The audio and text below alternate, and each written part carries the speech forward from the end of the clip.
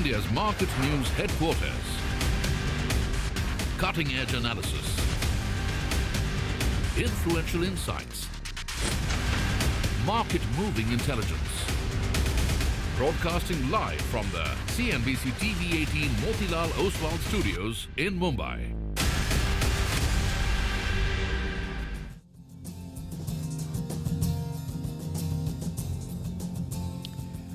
Good morning. You're with us here on a fresh new edition of Bazaar Morning Call. We are coming to you live from the CNBC-TV18 Motilal Oswal studios. I'm Prashant. With me, my colleagues Reema and Mangalam. Guys, hi, good morning. Hi. And Mangalam, welcome back. Well, it was a great break, and I think because it was a break, it's only wisdom which prevails, and I have to just keep quiet and listen to both you guys talk during the show. I'm sure that you were tracking markets that way every single day. From Georgia, I believe? Yeah, from Georgia, but I was getting messages saying that, Indian markets are doing extremely well, and people in Georgia are well aware of the performance of the Indian markets and some of the Indian songs, etc. as well. A little more than I would have expected them to be. And Mangalam is back right in the middle of a lot of festivities as well, right? Yeah. Yes, that's the best time. September is a great month, the onset of festivities, and for FMCG as well, just post-monsoon and people talking about good demand, etc. Let's see how that pans out. Unfortunately, September is not such a great month for global equity markets. It's seasonally been a very tough period. Absolutely. And the start has been weak. The start has been weak as well. So, let's just begin by telling you what happened because, there was... it was not a decisive data point in terms of the jobs report, and markets were hoping that it would be, but it triggered a decisive move in markets.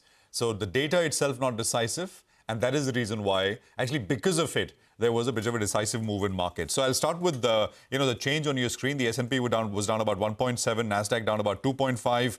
The Russell 2000 was down about 1.96%. That's about 2% cut. So these are large changes down that we had. Now, what was the problem? The problem was that the market had hoped that this particular jobs data, which is the last big number before you get to the Fed meeting, will provide clarity on whether the Fed will start with a 25 basis point cut or a 50 basis point cut.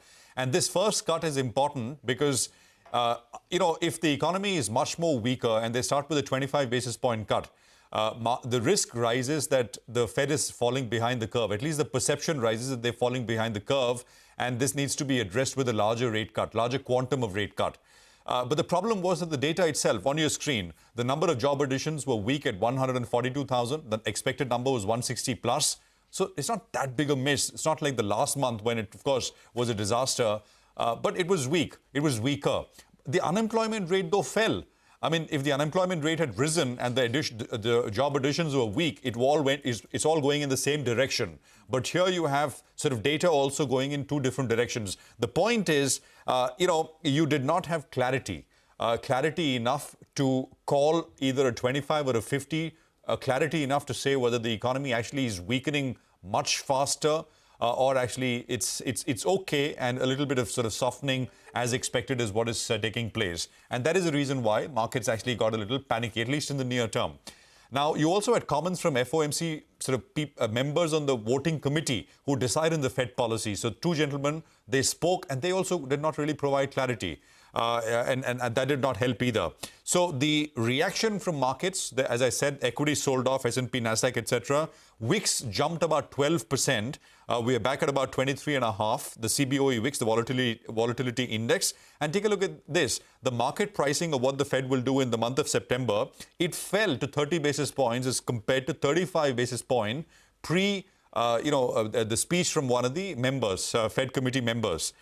So that is interesting. Now, the 10-year absolutely unchanged, 3.72. By the way, it did fall in the 3.6 handle, but then recovered a little bit. Dollar index, it actually went up, but it's been weakening for the last 3 days prior. So there was a bit of a reaction on the higher side. Oil prices 1.6% down. We're at about 71.5 odd in terms of Brent oil prices. So that's essentially the indicators. This sort of week, that is tomorrow, US time, you'll have the first presidential debate between Republican candidate Trump and, of course, the sort of not so new Democrat candidate Kamala Harris. And I think it'll bring into sharp focus the risks of what happens with the presidential elections as well. I mean, actually, if you just step back a little bit and take a look at what's happening in the US holistically, both what the Fed will do and, what will happen out of the presidential elections, it just feels like a flip of a coin, right? It's very, very close. Both those things are very close. And markets, of course, at least in the near term, do not like uncertainty. Here in India, I mean, so let's just come back and look at what this will mean for the markets here. We may have kind of preempted some of the fall that we saw on Friday, right? We were all wondering on Friday because that 1% plus kind of a cut on the Nifty came out of nowhere. FPI and that regulation, some were blaming that, some were saying, well, seasonality and things like that. But I mean, you want to take a slightly higher level view. You may kind of try to say that some of the cuts that we saw in the US market, we paid for on Friday itself. We have a negative weekly close. So then you look at supports. On Friday morning as well, I just put supports, not targets, because it was looking like that kind of a market. Supports at 24,623. That's the nearest one, which is the 40-day exponential moving average. The next support below that, a break below that, comes in at 24,444, which is the 61.8% retracement of the rally. For the Nifty Bank, again, I'll just put out the supports here. So first one comes in at 49,838. It's the daily lower Bollinger Band. And then you get to 49,654. These are all very within 1.5 to 2.5% ranges on the downside. And on the way up, because the Nifty Bank has been the underperformer, it's sort of tried to outperform, but it's been smacked back down. It's the 40-day exponential moving average, which is 51,021. Again, very, very near-term kind of levels is what we're looking at. GIFT Nifty will come up on your screen. It'll give you an indication of how the start is. It's again down about 60-odd points. You may get attempts at a pullback, attempts at trying to buy the dip. But, I mean, I think I said it over the last 2 days as well. Better to get a little bit more clarity. Seasonally, it's very strong. Seasonality in presidential election years out of the US is very strong. September itself is a weaker month. So let markets and things settle down a little bit, and then maybe you take a call. Time-wise, I think the market needs to consolidate a little bit more than anything else. Rima. Well, Asia this morning is sharply lower. So you've got a 1.5 to 2% cut going for the Nikkei, Hang Seng and the Taiwanese index, while the Chinese markets are down close to about 1%. But we've got our hands full, not just today, but for the entire week. So a quick run through of what are the big triggers, cues to watch. So first on the global front. So today is the flagship, much anticipated annual Apple event. And the tagline this time is glow time. So apart from awaiting, the Apple 16, newer AirPods, etc., the street is also going to be watching for Apple Intelligence, and all that AI is going to be incorporated in the, more expensive Apple phones, iPhones. On Tuesday, as Prashant said, is the presidential debate. Then you've got economic data points like US CPI inflation print and the PPI, that's the producer price inflation print, to watch from the US markets later as the course of the week plays out. And then you've got the University of Michigan preliminary consumer survey for the month of September. All this will help you gauge the health of the US economy as we get into the September Fed rate hike on the 18th. That's the following week. On the domestic front, today you've got the GST Council meet. We'll discuss that in greater detail. But keep your eye on the flows too, because last week, while on Friday, the FIs did sell in the cash market. For the week, it was a buy figure of 2,430 crore. And plus, domestic economic triggers like CPI and July IIP will be unveiled on the 12th of September. IPO market continues to remain hot. So today, 2 IPOs open for subscription. Bajaj Housing Finance, that's a large one, 6,560 crore in terms of a size, and a smaller tyre company called Tollins Tyre, which is looking to raise a little less than 250 crores. But through the course of the week, Cross and PN Gadgir Jewelers will also be opening up for subscription. Listing today will be Gala Precision Engineering. Again, a small company. They mobilized 168 crore, but saw a subscription of more than 200 times. And then later this week, you've got Sri Tirupati Balaji Agro too to watch. Hi. Hi. So, you guys spoke about the setup today, etc. as well. And I saw the markets on Friday and they did look a little scary. The good part about distance is that it gives you perspective. So then I looked at where the Nifty was when I left and where the Nifty is when I came back. The Nifty when I left was 24,822. Today it's 24,852. So the Nifty is just marginally higher. No problem. So, if you look at it from that perspective, the Nifty Bank, yes, down, but not down by more than 0.75%. The mid-cap index absolutely flat as well. The small-cap index has actually increased. So if you just take a look at the way the market behaved in the last 2 weeks, the first week and the second week, it seems like, excesses were being taken out on both sides. Why do I say that? Because on Friday, if you look at it, the FI sold about 3,100 crores in index futures. They unwound around 37,000 long contracts and added 10,000 short contracts. You would say, oh, that was a big amount of selling. But you know what? Before that, in the week prior to that, they were 72% long on index futures as well. So let's look at it from 3, data points or 3 dates. August 23, the FII net contracts on the long side were 25,000, 52% itself at the lower level. And then the market started moving higher. They built it all the way up to 2.4 lakh contracts, going all the way up to 72%. So because it was an extreme on the upside, then they had to unwind those positions. And now as we speak, it's at 1.6 lakh contracts and 65% long. Who bought the FII selling and who sold the FII buying? It was the HNIs and the clients. So if you look at it from the same data point, on August 23, the client net contracts were 52%, not very different from the FIIs. But in the week from August 23 to August 30th, when the FIIs were buying, the HNIs were selling. So they reduced their positioning from 52% to 40%. And in the previous week, when the FIIs were selling, they reduced their longs from 72% to 65%. The clients actually increased their longs from 40% to 49%. So if the near term is to be believed, maybe we could see some support at current levels itself. Why do I say that? Well, because one, we have the 20-day moving average on the Nifty, which is pretty close to where we are right now. Below that, we have the 50-day moving average, close to around 24,600 as well. And if you look at the put writing at 24,850 for a premium of almost 150 rupees, telling you that, close to around 24,700 would be an important support as well. So where do we have supports? 24,600, 24,700 and 24,820 as well. On the way up though, there would be some resistance around that 25,000 mark. For the Nifty Bank, we'll watch out for any level of support coming in at the 100-day moving average, a level that the Nifty Bank hasn't broken, with a lot of conviction in a very long time. And on the way up, it'll be the 20-day moving average, which will be a bit of resistance. The one stock that I'm watching out for today will be Marico. All of last week, the FMCG stocks did well, but in the FMCG rally, Marico missed out largely because of Bangladesh-related issues. Now that we're behind with the Bangladesh issues for current, period, maybe the street is betting on Marico once again. We saw some stock price movement along with fresh long positions being added on that stock too.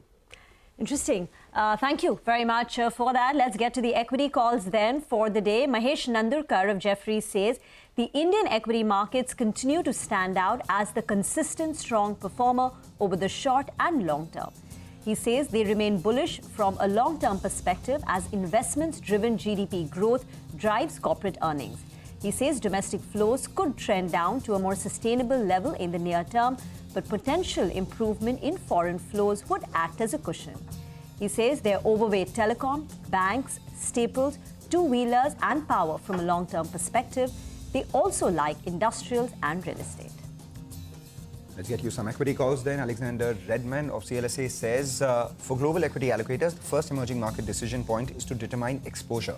He finds that superior emerging market GDP and EPS growth differentiates a steepening of the G7 yield curve, strong EM new orders to inventories, positive earnings revisions and a monetary policy easing bias are not yet discounted by asset pricing. He says India still remains primed for regional outperformance and a strengthening external position, robust earnings growth, sustained domestic retail equity investor appetite and manageable energy prices continue to power the market.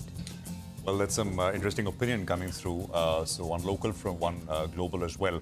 Pooja Sriram is US economist at Barclays. She's joining us now to take some questions. Pooja, great to have you with us here. Good morning. Thanks for your time. Prashant here. So how should we read the data out of the US? And what does it mean for markets, equities? Because equities sold off on Friday, but I'm not so sure whether the weakness continues or once we start to see a cut and 25 basis points, if you were to believe consensus is already locked in, we will get it. The question is whether it will be more or not. What will equities do post that, post the beginning of the cutting cycle, be 25 or 50? Go on, Pooja. Hi, good morning, and thanks for having me on the show. So, let me start with your first question: is how to read the data that we got on Friday. And, like you said, it didn't give us much clarity in terms of the size of rate cut that we should anticipate. But, it was a mixed bag in terms of what it told us about US labor markets. So, I would say on the not so good side, we did see employment gains slow quite a bit. In fact, it did come with revisions to the prior months. So just to put some numbers into perspective, the 3-month moving average, pace at which employment is growing is currently 116,000 per month, which is about half the pace of, where it was growing, 3 months prior. So that's a fair bit of slowdown that we did see. But on the positive side, there were some bright points in that report. The unemployment rate, a very closely watched indicator by markets as well as by the Fed, actually ticked down to 4.2% after having risen in July. And we did get pretty solid numbers in terms of average hourly earnings growth and the work week. So like I said, mixed bag. And the message that we took away from that report is it does point to a moderation in US labor market conditions, but very little indication that we're headed for an imminent deterioration. So, that brings me to the second part of your question is, we do think this paves the way for a 25 basis points rate cut in the September meeting. That's next week. That's basically consensus now. We also heard from two FOMC voters on Friday, and really their message suggests that they don't see any sign of panic when they look at the labor market data. It does indicate that they have very little appetite for a 50 basis points cut. So it does look like 25 basis points is the way forward. Now, in terms of markets, markets have been on a risk-off mode for much of last week. And, it's understandable given, the data have been a little hard to read. We are seeing signs of cooling in labor market conditions. And, the question is, I think the question that markets are asking is the Fed behind the curve? Should they be moving, more quickly and more aggressively? We're not so sure that is, that should be the baseline, but markets, of course, are trading the risk that it could be the case. And finally, I'm no expert in terms of equity markets, but, our equity strategists tell us that historically, equities have, had a little difficulty around the first cut of a rate cutting cycle. So it's quite likely that they remain range bound until we get some clarity next week. Pooja, hi. Thank you for joining in. This is Reema here. So while the data hasn't provided clear clarity, what is the Barclays call? Can we still hope for a soft landing after the weaker jobs data? I was reading a Citi note and they're saying that the jobs market is flashing a classic signal that precedes a recession. Yeah, that's a great question. So look, our own call is, we think we're very much primed for a soft landing narrative. We've seen signs of cooling in the labor market, but it's been gradual, it's been disciplined. And, we also look at, other indicators in the economy. I would definitely point out the US consumer spending aspect that's been holding very strong. In fact, it's been one of the key drivers of the US economy. And, income fundamentals, wealth fundamentals for US households are still looking very supportive of consumer spending. And, even in terms of some of the other data that we track, let's see, the PMIs, not much sign that, that things are slowing very rapidly. So, we're very much in the camp where we think that it's a moderation, but it's happening in a very consistent, gradual, disciplined manner, and that, that a soft landing is looking quite achievable. Right. So all of this brings us back home. What about India? What about India have you noticed in terms of data? And what could the implications of a US rate cut be on the Indian macros? Yeah, so I think most, people are expecting the Fed to initiate a rate cutting cycle starting in September. And, that it should prove supportive for most markets in. Okay, I think we lost the line there with Pooja. We'll try and connect back, but for now we don't have it. So what we'll do is we'll take a quick commercial break here. So Pooja, of course, the view is that is pretty consensus that it doesn't provide, the data does not provide clarity, a little bit of trouble for equities around the first rate cut, and 25 more likely as compared to 50 to begin the rate cutting cycle. As I said, we'll try and have a back, but we'll also take a quick commercial break. The first of the program, we have lots of stock-specific action to talk about. And we are looking at Mazgaon Dock, Iron Exchange, Suven Pharma, SpiceJet, Gensol Engineering, Geo Financial Services, Indigo Paints, and Shriram Pistons. And we'll have all these stocks on our radar in terms of positive news flow. We'll also have Granules India, Metro Brands, which are stocks on our radar and are likely to open in the red. Stay tuned. All of that is coming up with the research team.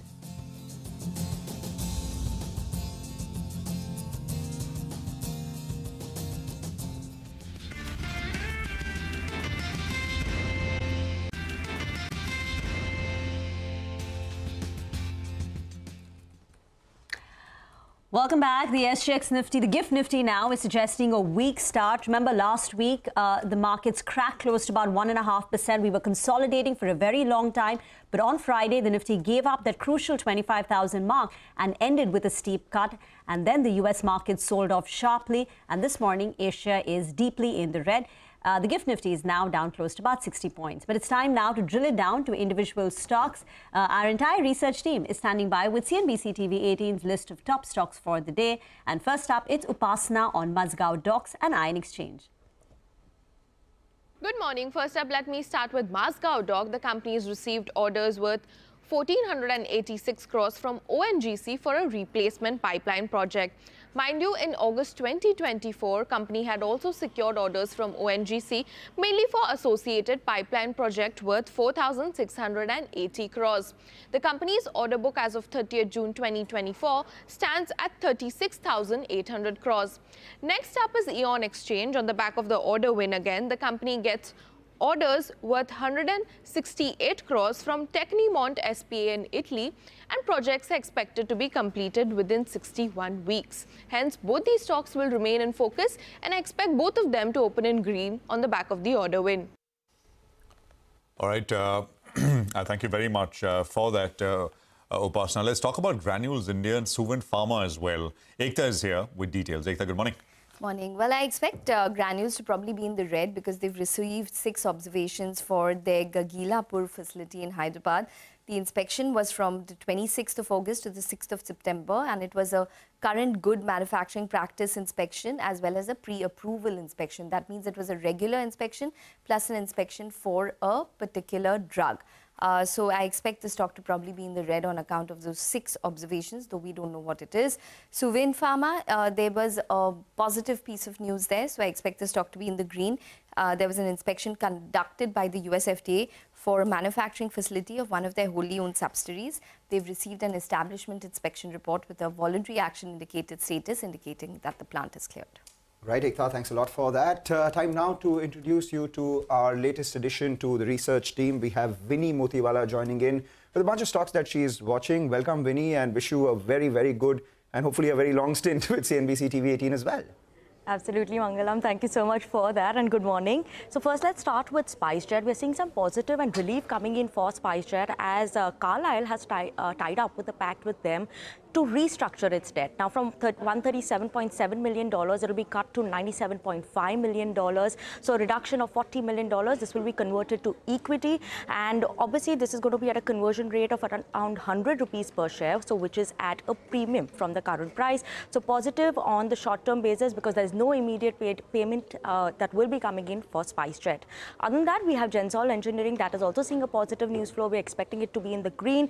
Board has increased the QIP from around 500 crores, which they had mentioned before, on 12th of August to 750 crores. Other than that, the con call highlight in Q1 also highlighted a utilization of funds that will be coming in specially for the payment of debt. So keeping an eye out on that. And lastly, Geo Financials also in focus. Positive news flow there. Green is what we're expecting. They formed a JV with BlackRock Advisors, Singapore, PTE, and this is to undertake investment advisory business.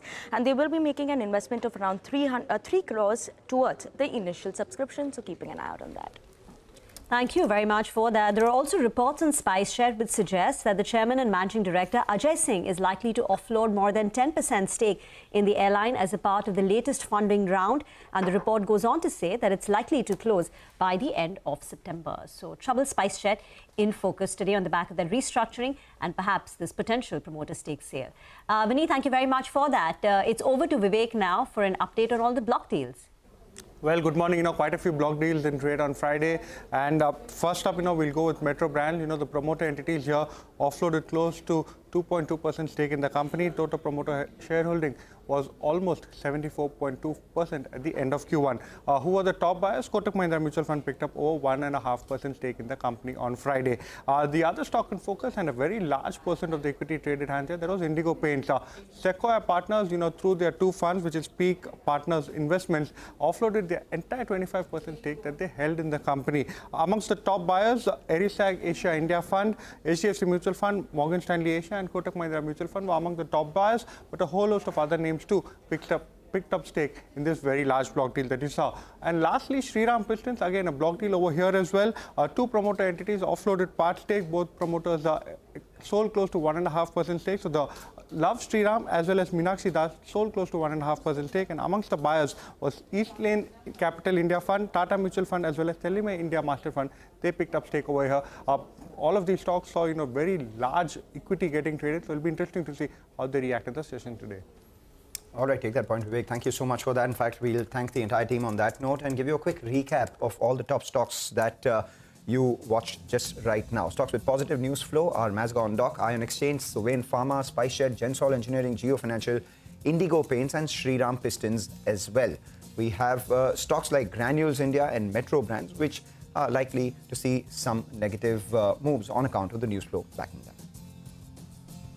All right, with that, let's also get you a roundup of all the action from the commodity space. Manisha Gupta, as always, joins in. Manisha. Thank you for that. Well, I'll start with the crude oil prices, where we did see prices decline by 9% in the previous week, but a Gulf Coast storm seems to be leading some opportunity buying into prices. Is the reason you're looking at $1 and more of gains in the Asian markets right now. But the long-term queue for the crude oil prices is still on the weaker side. From Bank of America to Goldman Sachs to Citi, everybody is revising their crude forecast for the rest of this year and the next slightly on the weaker side because of demand concerns. Today as well, the the China CPI data has come in on the weaker side than what the street was anticipating. So the weak China data continues to be a concern. It is a bit of a decline that you've seen across metals as well. The gold is now trading below 2,500. Silver prices are trading at around 4-week lows. We also are looking at prices in sense of Dalian iron ore prices at a 1-year lows. Copper prices, after declining for 2 weeks, have started this week slightly on the weaker side as well. So as far as metals go, we are looking at weaker cues continuing in Asia right now. Thank you, Manisha, for that. We'll slip into a short break. We'll come back and connect with Prakash Diwan for some fundamental stock talk. Stay tuned.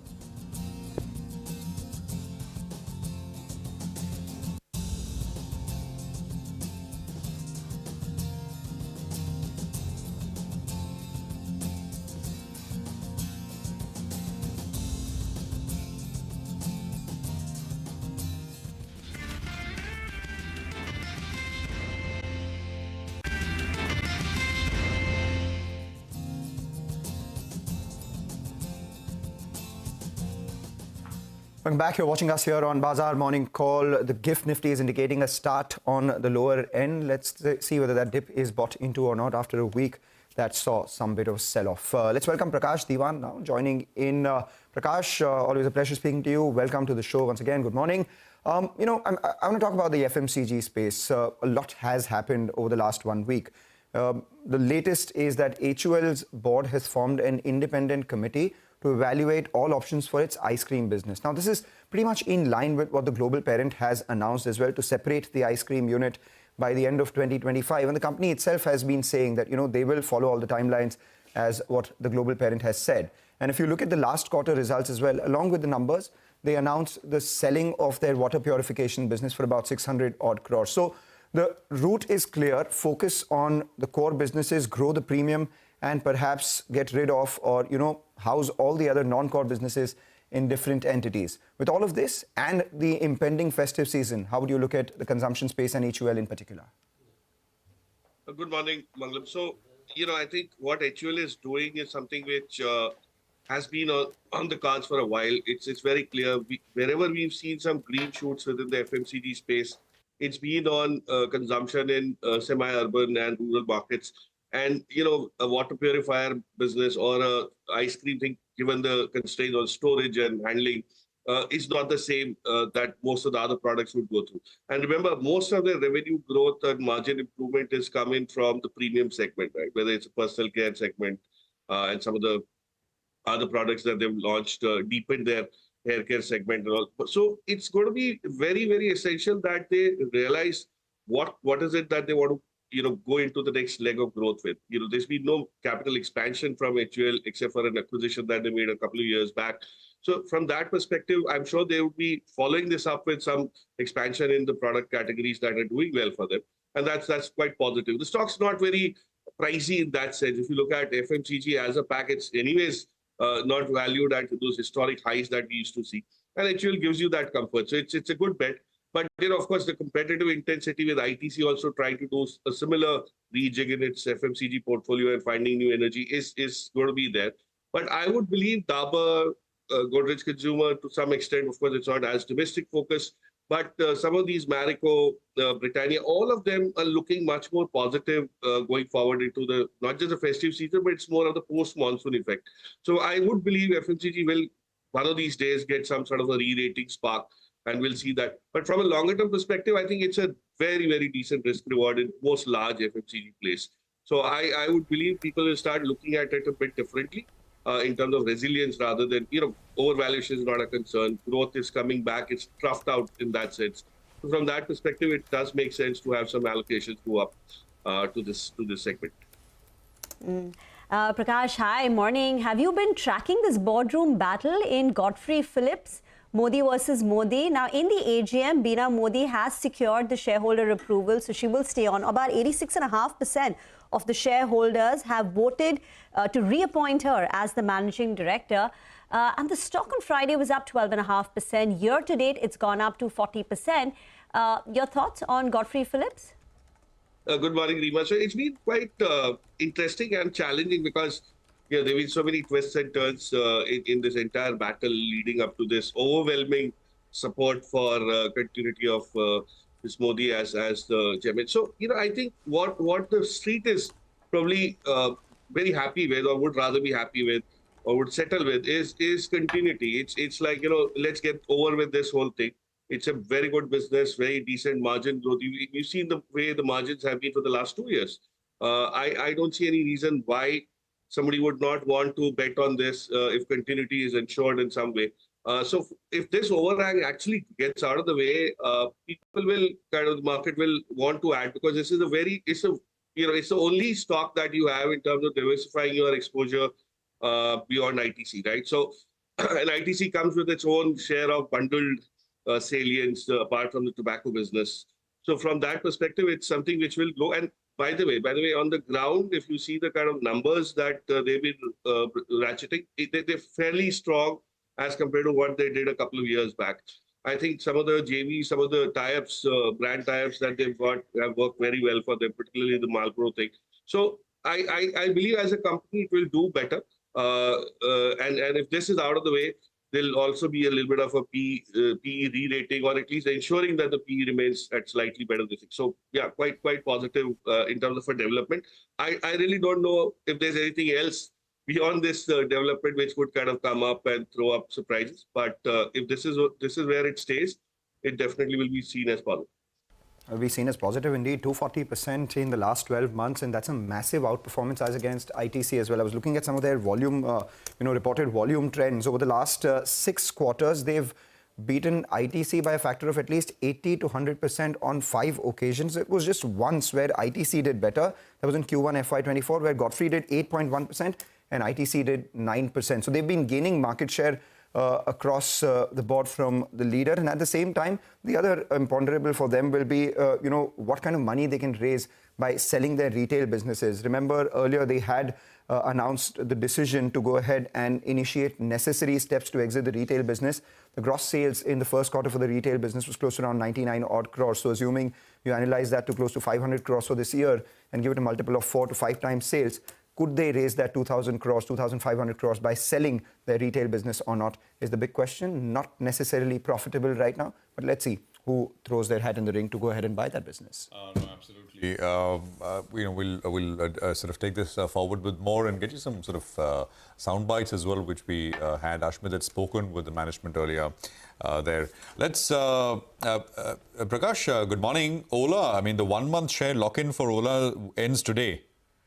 Any thoughts on this one, quickly? So, good morning, Prashant. So, I think the market gave its verdict on Friday. We saw in anticipation of what could happen already, the smart money would have started moving out.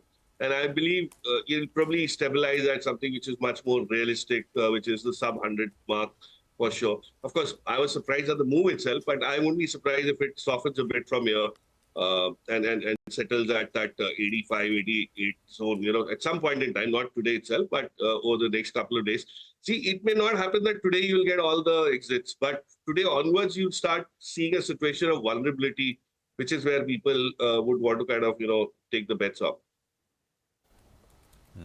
Okay, Prakash, do stay on. We want to get chatting with the first corporate on our show today. That's SP Apparels. The stock had surged nearly 20% on Friday. In the last 1 year, it's seen a gain of about 90%.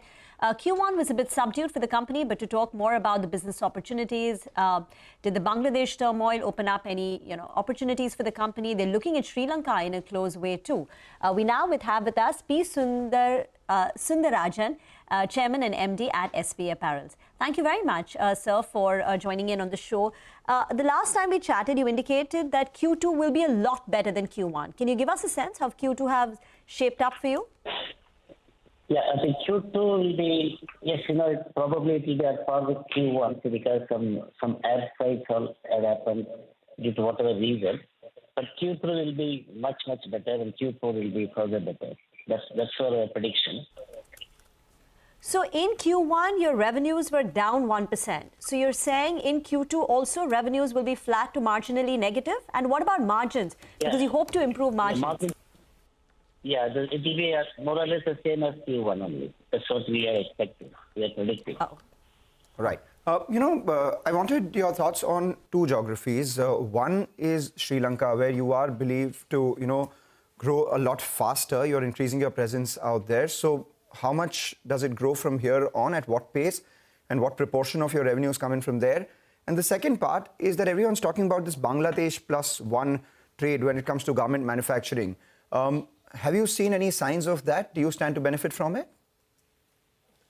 Yes, with regard to Sri Lanka, yes, we have already kick-started the operations in Sri Lanka for our SP UK Limited.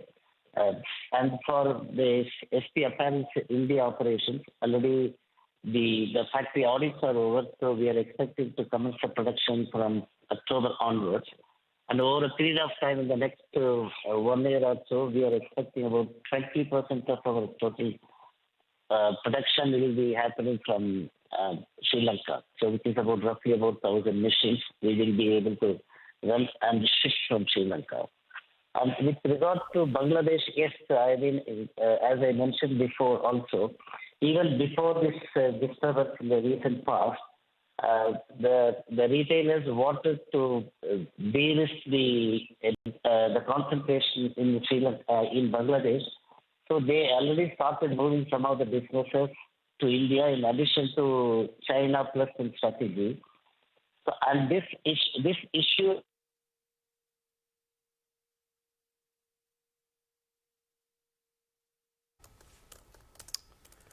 Right, seem to have snapped that connection, something to do with the telecom lines today. All right, we'll just try and repatch that. It's coming to us in patches.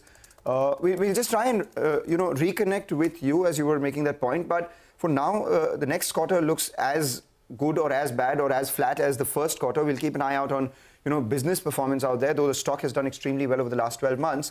And the benefit of Bangladesh is likely to come by, and in the very near future, once Sri Lanka has, as the company said, initiated its production out there, will flow into their books as well. Prakash is still with us. Prakash, from the little that you've heard of from the management of SP Apparels, what are your thoughts on this one and the entire textile/garment space? Anything that you like in particular? So, Mangalam, I don't have a very definitive view on SP Apparel because, apart from this Bangladesh angle, the rest of the business is something which I'm not very familiar with. But all I can tell you is the word that we get from talking to some of the other players like PDS and Gokuldas and even, names that have been more active in the Bangladesh rating tells us that while things haven't kind of, improved out there, in that sense, it's the confidence that a lot of the European buyers would, not have on Bangladesh getting to normalcy in a very so this thing. And this recurrence, the probability of recurrence is what they're more worried about. So a lot of the orders will actually flow in from, that to the Indian markets. And that's going to be extremely positive. But you'll have to look at the larger players who will be able to manage that at efficient costs, because it doesn't mean anybody who gets new orders will be able to execute that very profitably. So from that angle, I think Gokuldas and PDS and all will probably benefit. Right, we'll have to ask you to hold on to your thoughts. We'll go back to the management of SP Apparels. They're back with us. Sir, you were making a point on, the kind of business that will accrue from Bangladesh into India and your own production. You said up to 20% will come in from Sri Lanka over the next couple of years. Is that correct? Yes, exactly. Over and above our own production in India. And on Bangladesh, you were making a point.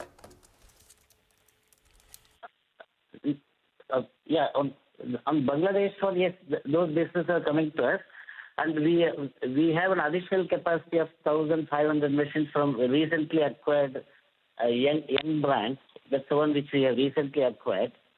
So, including that, I think our capacity will definitely grow up to about 20 to 25% over a period of 1 to 2 years' time. Mr. Sundarajan, hi, good morning, sir. So is this demand boost? You said extra 20% demand because of Bangladesh. Is this one time? Is this durable? I mean, is this a bump going to stay? Yeah, I think definitely the retailers want to move away from Bangladesh to de-risk. It doesn't mean they completely wipe off from there because it's overflooded. The orders are overflooded in Bangladesh. So definitely anyway they'll be moving. Even otherwise, our customers have been insisting us to increase the capacity. So our process started even much before what has happened recent past in Bangladesh. So it has got nothing to do with our growth. So what will happen is that there will be our customer base will increase now. So we will increase our customers after acquiring young brand. We will be focusing more into American customers as well. So which becomes the customer base will be much broader than what we have now. Okay, so you did about 1,100 crores in sales in FY24, roughly around there in FY23 as well. What should we expect going forward on the top line? What kind of growth should we expect in 25, and then maybe some of this kicks into top gear in FY26? If you can give us a sense. Yeah, see, we are working towards, as I said, the more the capacity, because getting the order inflow is not so far not have been an issue. So the more the capacity, more the growth is. So we are planning for. So currently we are working with about, as I promised to given a forecast to my investors that this year, by end of this year, our machine utilization of the capacity will be around 90% plus, as against it used to be below 80%. So there itself there is a clear, obviously there is an indication for 20% growth. In addition to that, we have young brand capacity of 1,500 and Sri Lanka 1,000 machines. So all put together, we will be able to do about 7,500 to 8,000 machines in over a period of 12 to 18 months' time. So naturally, the growth will happen. You don't want to put a number to it, right? Yes. I mean, I can see, because the order book is not a problem for us so far. So the more the capacity grows, the more the sales grow. So we are from 5,000, we will be jumping to 7,500 over a period of 12 to 18 months' time. All right, fair enough. So roughly about 20% kind of growth is possible? It's indicatively, yes, 20%. And this will kick in only in FY26, right? Yes, please. Yes. We'll leave it there. Thank you very much for joining us. Good speaking with you, Mr. Sundarajan. Thank you very much for joining us here on CNBC-TV18. I think what we'll do is we'll take a quick commercial break here. We'll come back with Mitesh and Sudarshan, who are with us, with what they'd want you to do as far as individual trading ideas are concerned. That's coming up in just a bit. Stay with us.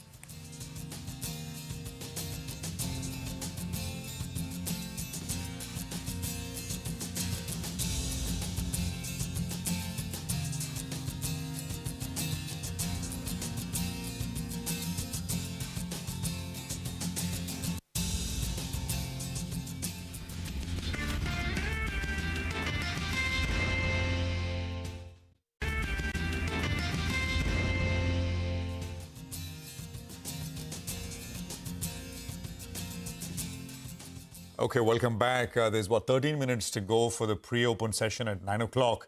I think the indicative price, of course, on the GIFT Nifty is just about a 50-odd point lower start, right? So it's 24,860, and I think you've got the Nifty futures on your screen as well.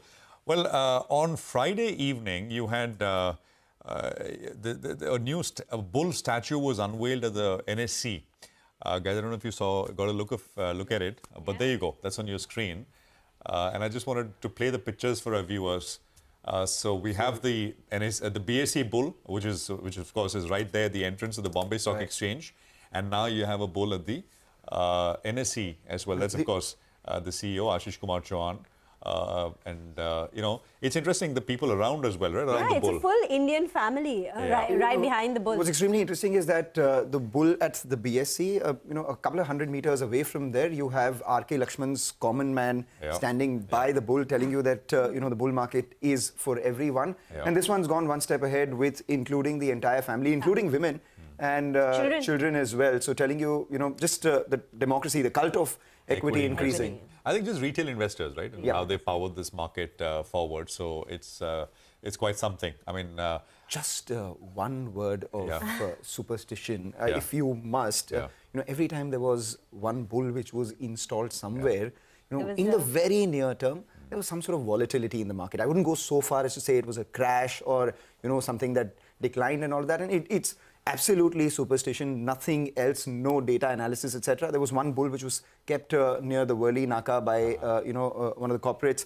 That happened just before March 2020. Before that, the BSE bull was installed. I think around that time, the sensex was 30,000. Then we saw a couple of months of... It was installed on January 11th, 2008. I don't want to tell you what happened. No, so that, I didn't even mention that.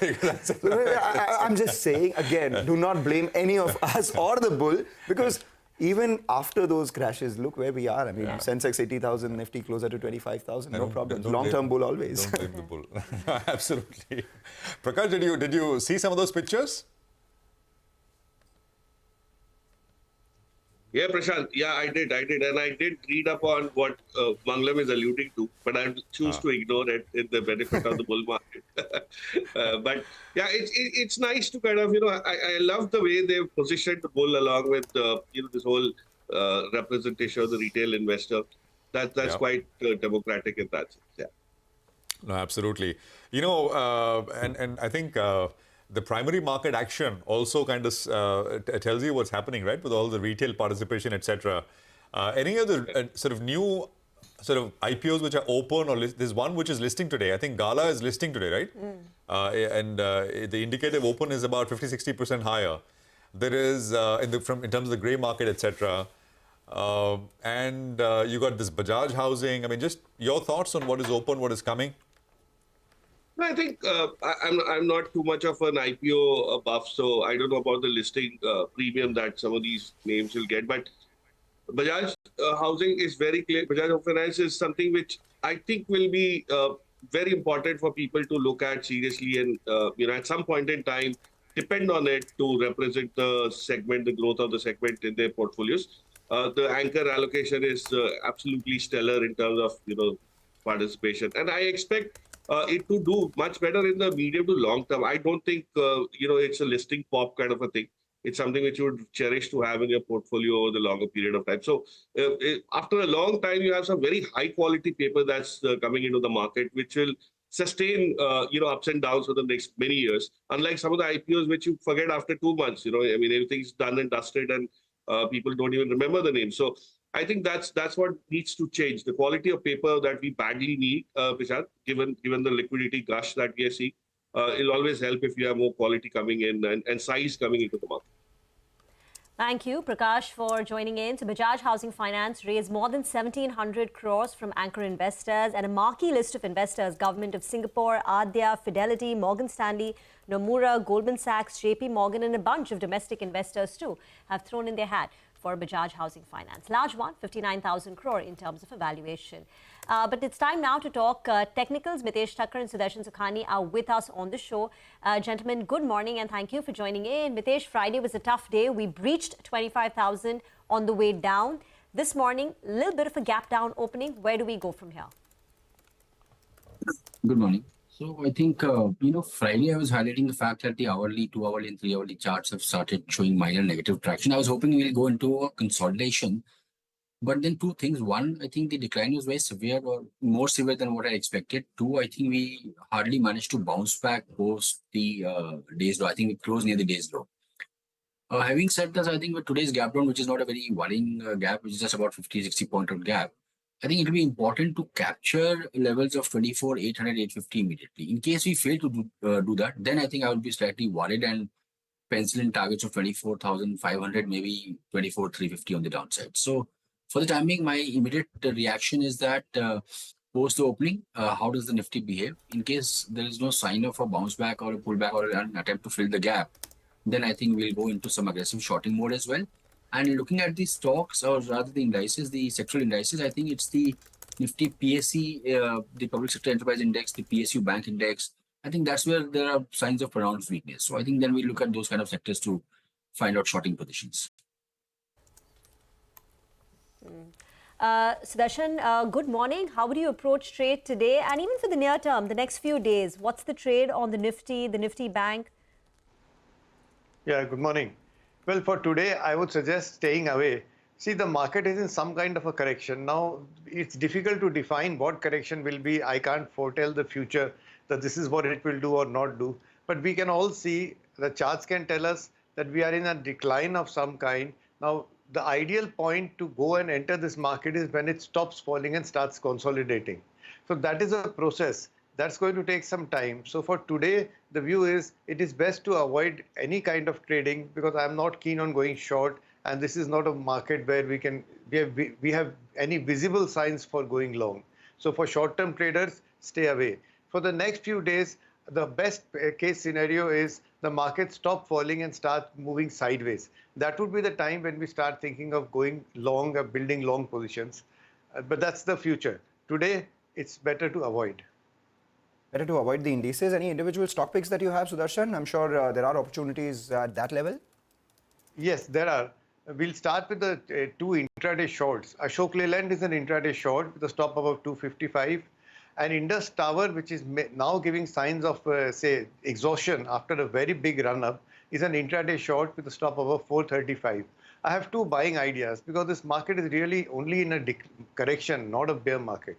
But one of them is LTIM, which has finally put its act together. It's been doing a very decent up move, and that should continue. Stop under 6,050. And the second is Jindal Steel, which actually outperformed on Friday and closed higher. That's good news. Put a stop under 930. So there are two buy ideas, which are positional as well as intraday, and two intraday shorts. Okay. Mitesh, what would your top ideas be for the day? Yeah. I have more of shorting positions today, 3:1. A short in couple of PSU banking names. Bank of Baroda recommends selling here with a stop about 240 half, 241. Look for targets of 222. Canara Bank is a sell with a stop at 106 half for targets of 97. And a conditional sell on Gas Authority. It's closed at about 220 half or levels. 219 is a support area, support pivot. So if it starts breaking below that, take a short position with a stop at 224 for targets of 208. And a conditional buy is ACC. In fact, cement stocks have done well in the last 2 days when the markets have become slightly corrective. So ACC, if it can manage to get past 2451, which was the high on Friday and Thursday, then take a long position with about stop at 2404 and 2550, 2575 can be a trading target. All right, we'll leave it there for now. Thank you very much, both of you, Mitesh and Sudarshan. And we'll come back with more questions on specific names in a bit. We'll take a quick commercial break. We're going to come back in a minute. Gaurav Malhotra of Axis Capital will join us to put the focus on the telecom space. Stay tuned, that's coming up.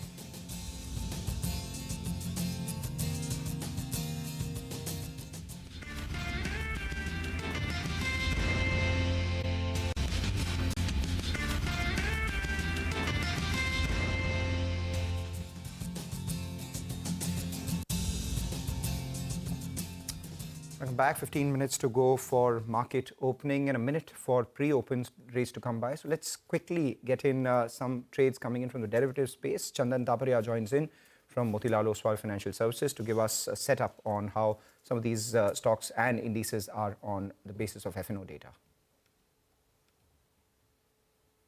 Good morning, Mangalam. Thanks for having me. So S&P 500 and Dow witnessed their largest weekly decline since March 2023. Nasdaq also recorded its biggest weekly drop by around 5% since Jan 2022. So the major weakness is happening because of the profit booking in the global market. CBOE VIX, the volatility index at US also spiked from 15 to 23.75, and we believe that spike in the volatility across the global equity market might give some volatile cues before market settles for the next leg of rally. Talking about Nifty, it has negated its high-rise, high-lows on the weekly scale and formed a bearish engulfing pattern on the weekly. So because of that, some profit booking could be seen. As of now, the key support for index goes at 24,600, 24,650, which is the 50% retracement of the entire move and 157 gain square. So we believe that as of now, the profit booking decline might take a pause near 24,600, 650. And in that scenario, it can again bounce to 25,100. While on the downside, major support will shift now to 24,444. So I'll closely watch the key level of 24,600 and 24,444 with hurdle at 25,000, 25,150. Now looking at the bank Nifty index, banking index also witnessed some profit booking decline. It failed to surpass its key hurdle and drifted below its 50-day exponential moving average. It failed to hold the multiple support of 51,250 and witnessed built up of short position. So because of that, some more weakness could be there. So till it holds below 51,250, bank Nifty can decline towards next support of 50,000 and major support goes at 49,650 marks. Now looking at the stock wise, first there is buy on Coforge. We have positive on the selective Nifty IT name, and Nifty IT is holding well. And we believe that as per the relative rotation graph, IT, FMCG and selective pharma sector could do well. So Coforge is one of the strongest name. It has given a breakout from cup and handle pattern on the weekly chart, holding the gains, making high top, high bottom, and it built up of long position with better rollover. So one can buy with support of 64.80, and Coforge has potential to move towards 6900 to 6930. Second trading idea, that is buy on Asian Paint, rounding formation on the weekly chart with some support based buying and build up of long positions. We have seen some coal unwinding, so momentum could be there even after the market decline, and positive cues from the crude prices are also supporting the sentiment of the counter. So one can buy with support of 3200 and Asian Paint can head towards 34, 35 level. Last trading idea, that is sell on Canara Bank. We have positive stance in IT, FMCG and pharma, but negative stance is clearly visible in banks and especially in the PSU bank. So Canara Bank is having one of the weakest structure in the markets, given the lowest close in last 8 months, making lower top, lower bottom on the daily and the weekly. We have seen sustained cold writing, so one can sell on a small bounce with a stop loss of 107, and Can Bank can drip down towards 97 marks. Chandan, thank you very much for that. Coforge stock that he was recommending on the F&O side, JP Morgan has come out with a report and they've got an overweight call on Emphasis and Coforge. And the key thesis is that the rate cutting cycle in the US is positive for BFSI companies. And Coforge and Emphasis have the maximum exposure to BFSI and US banks. So therefore, they're bullish on both these two stocks. But now it's time to go across to Vivek for the Momentumizer stock of the day. Vivek. Well, good morning. Very interesting name. Blue Jet Healthcare, not a name that we discuss too often, but this particular stock has been making all the right moves, at least in the last 4 to 5 trading sessions. Stock, even in a weak market, ended almost 6% higher on Friday, and the delivery percentage too was quite strong. At almost 49% is the kind of delivery percentage you saw. Now, when you're talking about how it's done in the last week, up for 3 out of the last 4 trading sessions, and now comfortably trading above the 50, 100 as well as 200 DMA. One interesting note from Kotak Mahindra, from Kotak Institutional Equities on Blue Jet Healthcare on 5th September. What they're saying is that the company has seen a very impressive ramp up as far as its pharma intermediates as well as API segment is concerned, and they're expecting the company's PI as well as API sales to surge almost 6x between FY24 to FY27. So on the back of that, they've retained a buy stance or an add stance, and they have a target price of close to 540 rupees a share. Stock's done quite well. It'll be interesting to see whether this particular move can be sustained in Blue Jet. Thank you very much for that. Telecom stocks were in focus on Friday. Vodafone Idea in particular was down more than 10% after Goldman Sachs put a target price of ₹2.5 and they downgraded Indus Towers too after the steep run-up. Gaurav Malhotra, Executive Director, Axis Capital, is now with us on the show. Gaurav, there was some optimism going into Vodafone Idea post the fundraise, the promoter infusion. But on Friday, again, after concerns were flagged off by Goldman Sachs about the survival of Vodafone Idea and how it will thrive in the environment, where do you stand on Vodafone Idea and what's the outlook on the telecom sector? Yeah, good morning, everyone. So on the telecom sector, the telecom sector is right now going through a period of very strong tailwinds. Right, the competitive intensity has meaningfully declined. Right, we saw that with tariffs. The regulatory issues which have plagued the sector in the past many years have also been sort of sorted out, except for this AGR issue, which is the one issue which is pending. So going ahead, with 5G being monetized, tariff increases, peak of the capex behind us, the sector is well placed to deliver pretty strong free cash flow over the next 2-3 years, especially Jio and Bharti. Now, on your question of Vodafone Idea, so currently we have a reduced rating with around ₹15.5 price target. And the way we are seeing it is that, look, we are giving the company benefit of improving business post the fundraise. We also believe that there is a high probability of some relief in the AGR liability case. But given how the stock has run up from its FPO price, so right now we are sort of staying on the sidelines on this name. So if there is relief in the AGR case, what will the target price rise to for Vodafone Idea? So our target price assumes some relief from the calculation perspective, which is around ₹3 to ₹4 a share. So the target price of 15.5 assumes that some relief on the AGR liability case. And on Indus Towers, do you think the stock has run ahead of fundamentals? So we don't have an official coverage on Indus Towers, so I'll refrain from giving comments on that. All right. What about Bharti Airtel? It stood the test of time. It's been doing well for the longest time until Vodafone did extremely well. This was the only game in town when it came to playing pure play telecom. Where do you stand on that right now? See, Bharti is in very good shape, right? So if you take a step back, we are in a period today which is something similar to what we saw in 2006, 7, 8, which is, benign competitive intensity and free cash flow generation. Obviously, that time the growth was much faster, given that it was a tele-density kind-led growth. But in terms of the absolute free cash flow, I think so the company will be generating a pretty strong free cash flow. We are of the view that there is a high chance that there could be some sort of a formalization of dividend policy from this name in the coming quarters, just because of the free cash flow generation, and that could become an additional catalyst for the name going ahead. Okay. When you say that you're expecting some relief in the AGR case, could you quantify that? So, for instance, Vodafone Idea's AGR dues is 70,000 crore. How much do you think it can come down to, according to your own estimates that you've priced in? So it could based on the errors in calculation, it could come down to, say, roughly around 40,000 crores. Okay, and so your 15.5 target price, it comes down to 40,000 crore. So it reduces by 30,000 crore.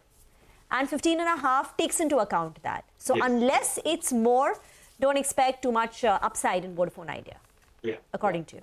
See, the relief the relief is predicated on the errors in calculation, which is where the case has been filed at. Understand what's already priced in by the market. And in terms of tariff hikes, your own estimate, when is the next one, and after that, what could be the cycle of tariff repair?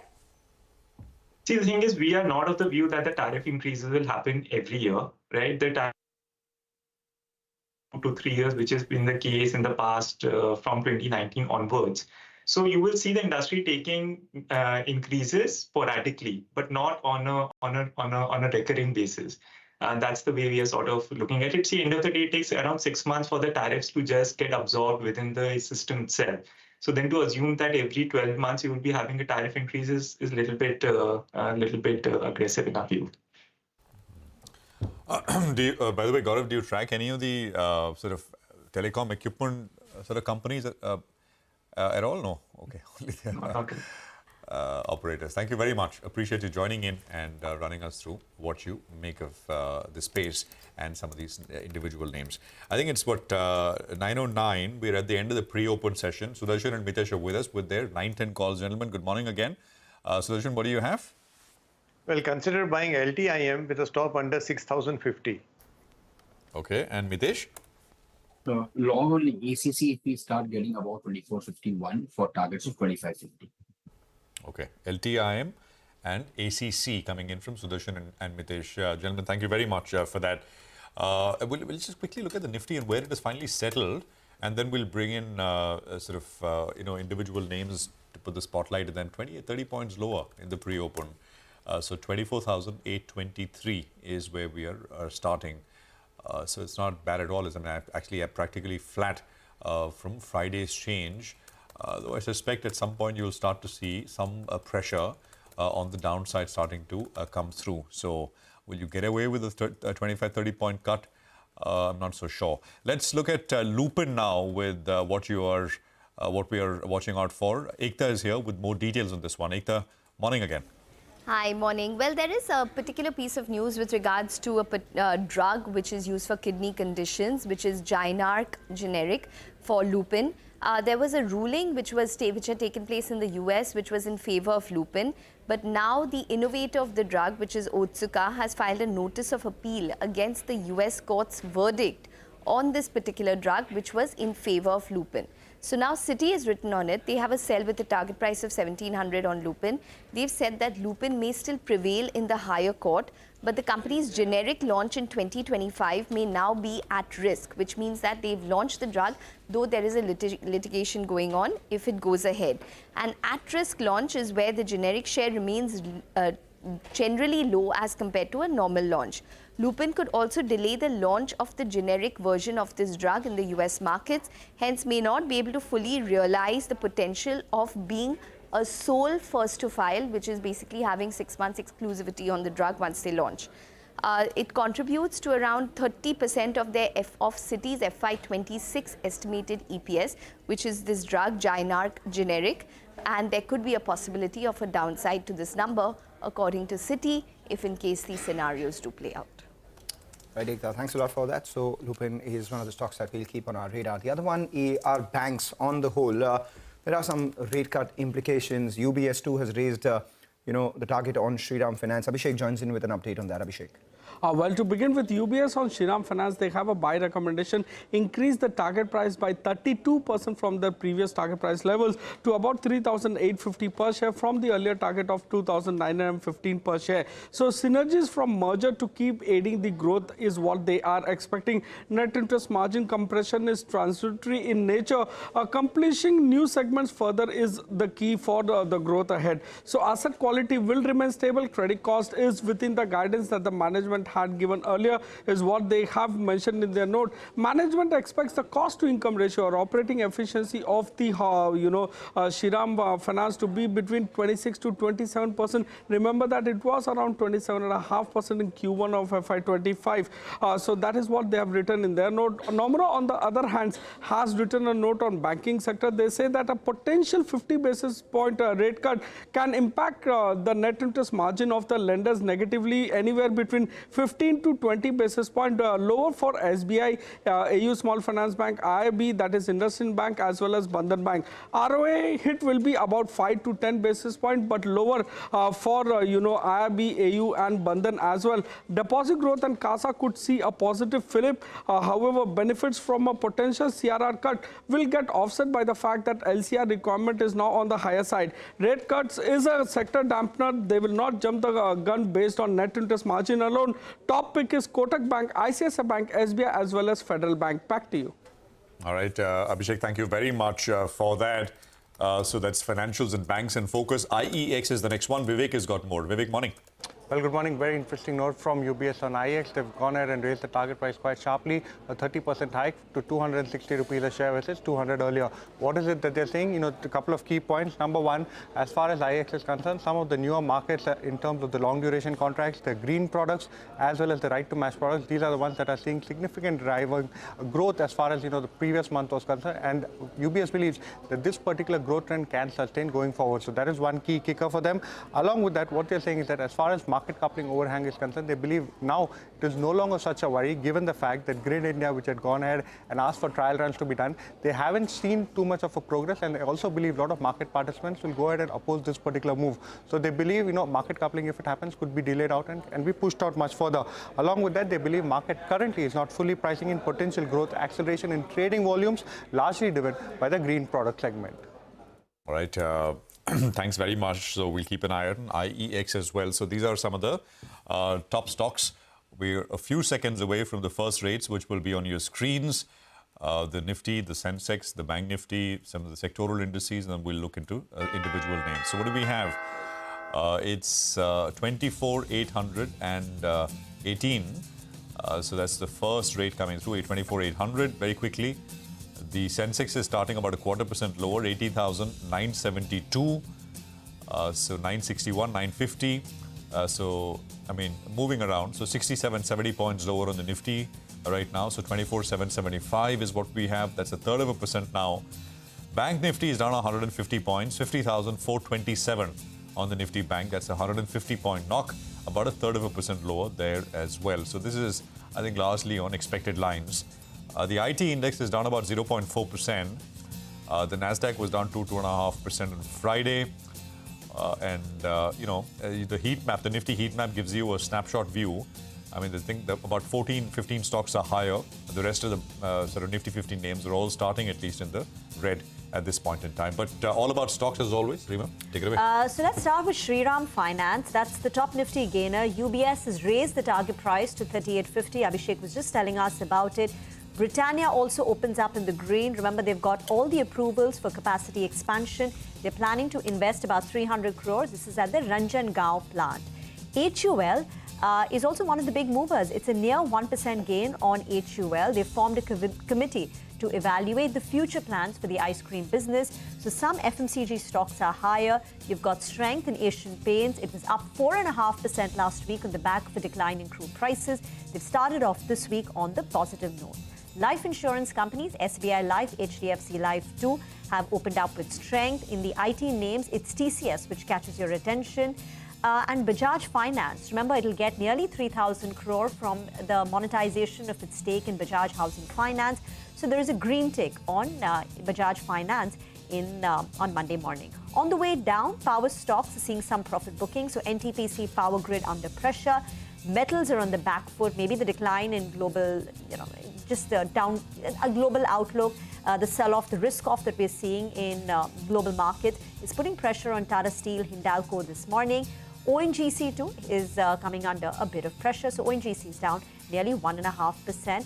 For banks, it's Axis Bank is a bit subdued in trade. We'll pull up some of the other private sector financials to see how they've opened up. HDFC Bank is flat. ICICI Bank a little bit of a downtick. All right, let's look at the mid-cap end of things as well. There are nearly twice as many stocks declining as against the number of stocks which are advancing on the National Stock Exchange right now. The mid-cap index actually is faring much worse than the frontliners.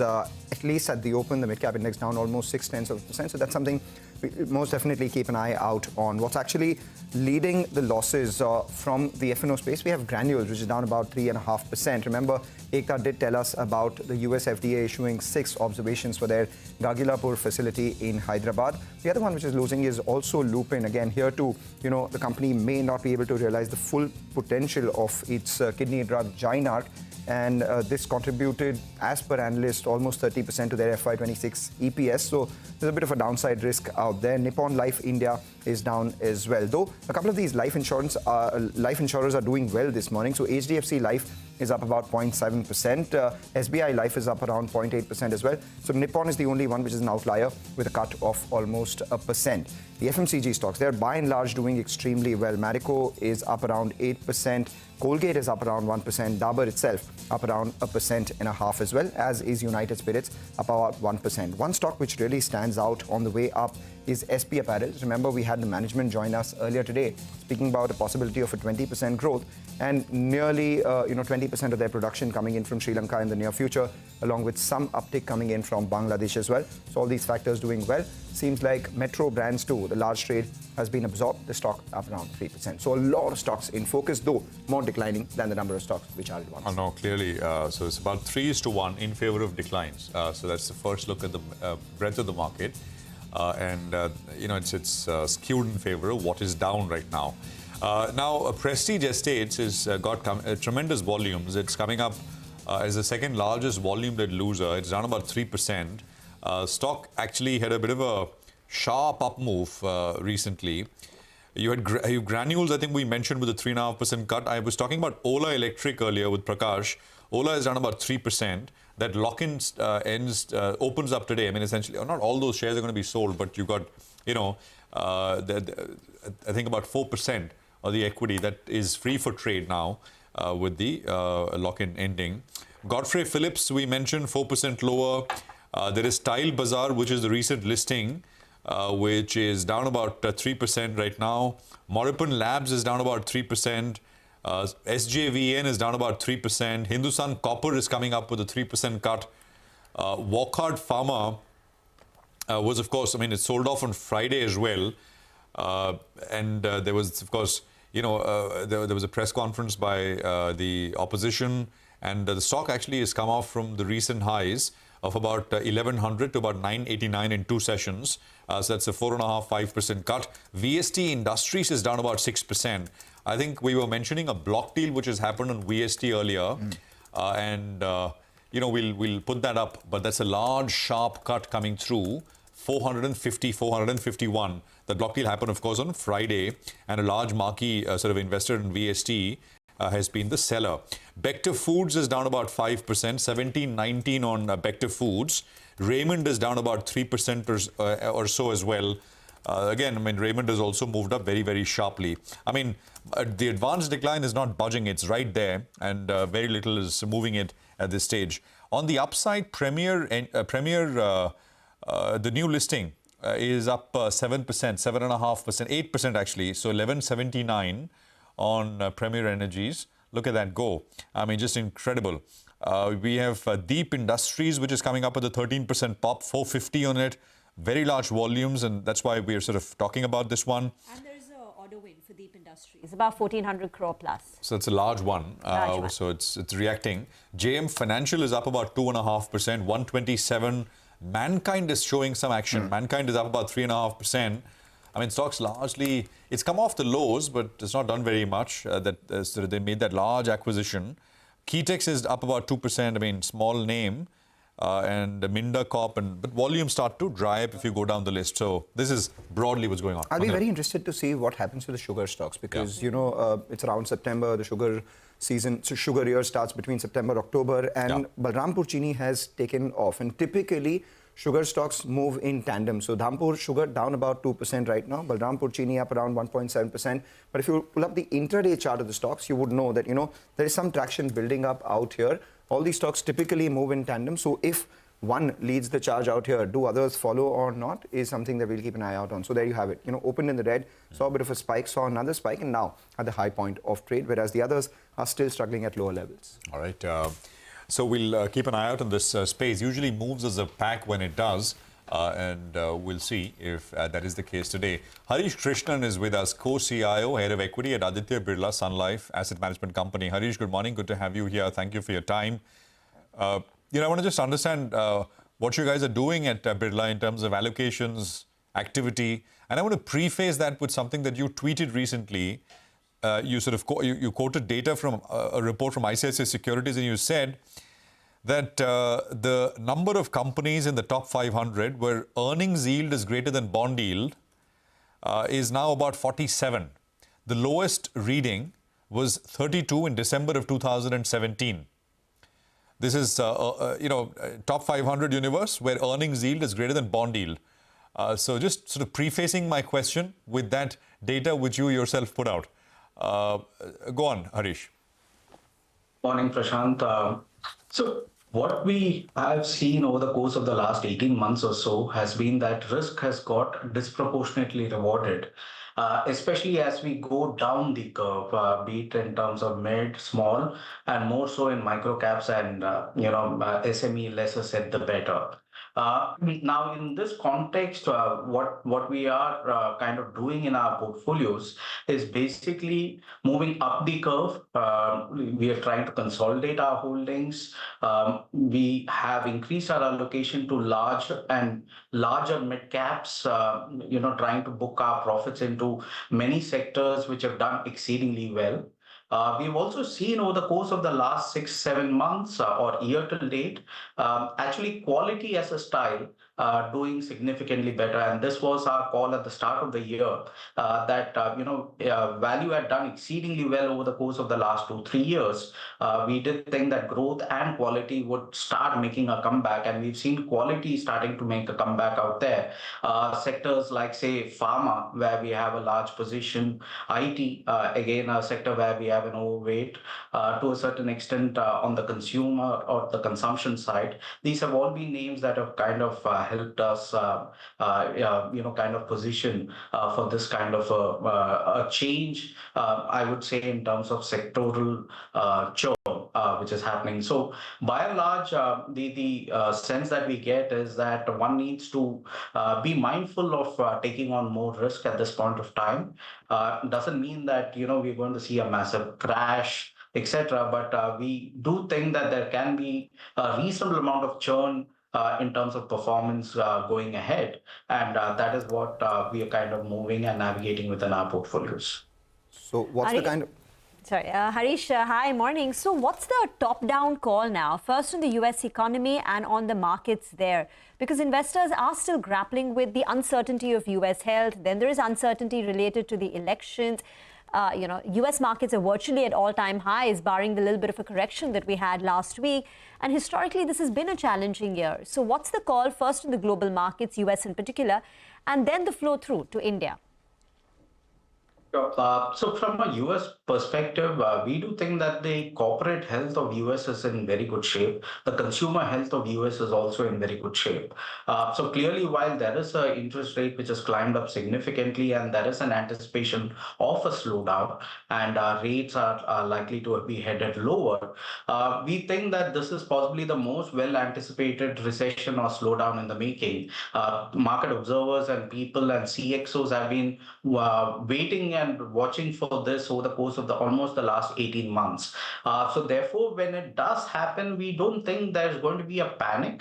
Yes, in the near term, there could be some amount of consolidation, some amount of steam which is going off. But we don't think that this is a precursor of a massive fall or a massive correction in the US. And that kind of flows through across most other risk assets as well.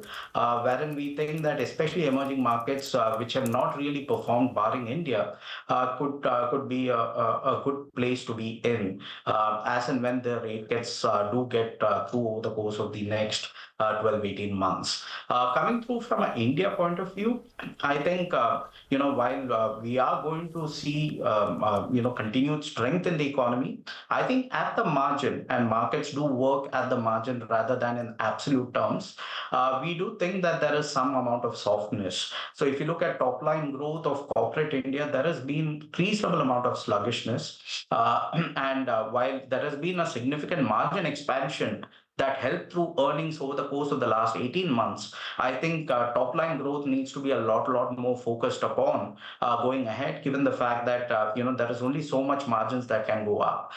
So in that context, we do think that it makes sense to be in fewer pockets where there can be a potential improvement in top line growth. There can also be fewer sectors where there can be a potential of significant margin expansion. So if I were to think about sectors sectors where there is and which haven't performed well over the course of the last 3-4 years. Sectors like, say, for example, cement, which has been a space which hasn't had a great 3-year run. We are seeing consolidation. Also, we do think that cement is a proxy play on energy prices because at every aspect of the value chain, it's essentially transporting energy, and lower energy prices therefore can help with improving margins. So I think that could be a space that we have a contrarian kind of a stance. Similarly, consumer durables is a space which hasn't done much over the course of the last 5 years. Of course, this calendar year it has kind of got its act right, but we think that there is still a lot more room to play out as far as consumer durables is concerned. So I think there are pockets where we do incrementally allocate, but a broad brush kind of a move is not something that we anticipate, especially in the near term, even as we continue to remain positive on the broader stance in equities from a medium to long term point of view. All right, we'll ask you to hold on to your thoughts, Harish. We also have Vetri Subramaniam, man of many cycles, Chief Investment Officer, UTI Asset Management, joining us now. And as we speak, on cue, the market's extended its cuts. The Nifty is down by about 100 points, close to around 24,750. SBI is one of the stocks which is lower right now. The mid-cap index, when it started, was down 0.6%, now down about 1% as well, with a cut of almost 600 points. What are the stocks which are leading the declines? It's the same ones which led open lower are now extending their cuts. So Granules, for instance, now down about 4% as well. Good time to welcome you, Vetri. Where do you stand at where the market is right now? What are your thoughts, and what are the investment ideas? Sure. Thanks, Manu. Well, not much has changed. It's still a reasonably richly valued market, and therefore one really has to, dig quite deep to be able to identify where there is value. I think what our messaging to investors has been that this is actually a time where one should be more concerned about risk. This is a time where one should be more concerned about asset allocation. Stick to the asset allocation in line with your, goals. This is not a time to dial up risk. If your neighbor is making more money than you are, so be it. You should be aligned with, where you think your asset allocation is tolerable relative to your medium-term outcomes. When you think about valuations in the current marketplace, I'd particularly point to the small and mid-cap space where, valuations are not only very rich in absolute terms. This is one of the few times in my career where small cap valuations have actually moved to a premium to large cap valuations, and that I think is very unusual, and also a sign of perhaps a need to be slightly more risk averse in that territory in particular. Vetri, hi, morning. Sort of retail inflows are still gushing through this month as well as fast? But we don't get daily data, but I don't think there's too much of a change, simply because keep in mind that essentially the pipeline that's coming through SIP is intact. But keep in mind, Prashant, and I think I've seen you all talk about this as well, there's a gush of supply coming through at the other side as well. So as a capital market participant, I'm happy that capital formation is well and truly underway, but I don't think this is a one-dimensional perspective that we should be keeping. There is a massive supply of flow which is coming through from promoters, from new issuances, as well as from strategic holders, including Ps and VCs. So every day you're flooded with a new set of either block offers happening in the marketplace, or QIPs, or OFS, or IPOs. So it's a very hectic market, and that's the reality of it. I was talking to a banker over the weekend, and he said, well, everybody wants to do an IPO, and that is maybe not such an exaggeration as well. He was joking, well, it'd not be very far away when people securitize their own personal earnings and IPO themselves. It's I mean, just joking. But Vetri, the paper which is coming, again, very difficult to generalize. Is there a bit of euphoric element in how these issues are priced as well, or they are reasonably priced? A lot of what is coming, and you must be seeing most deals.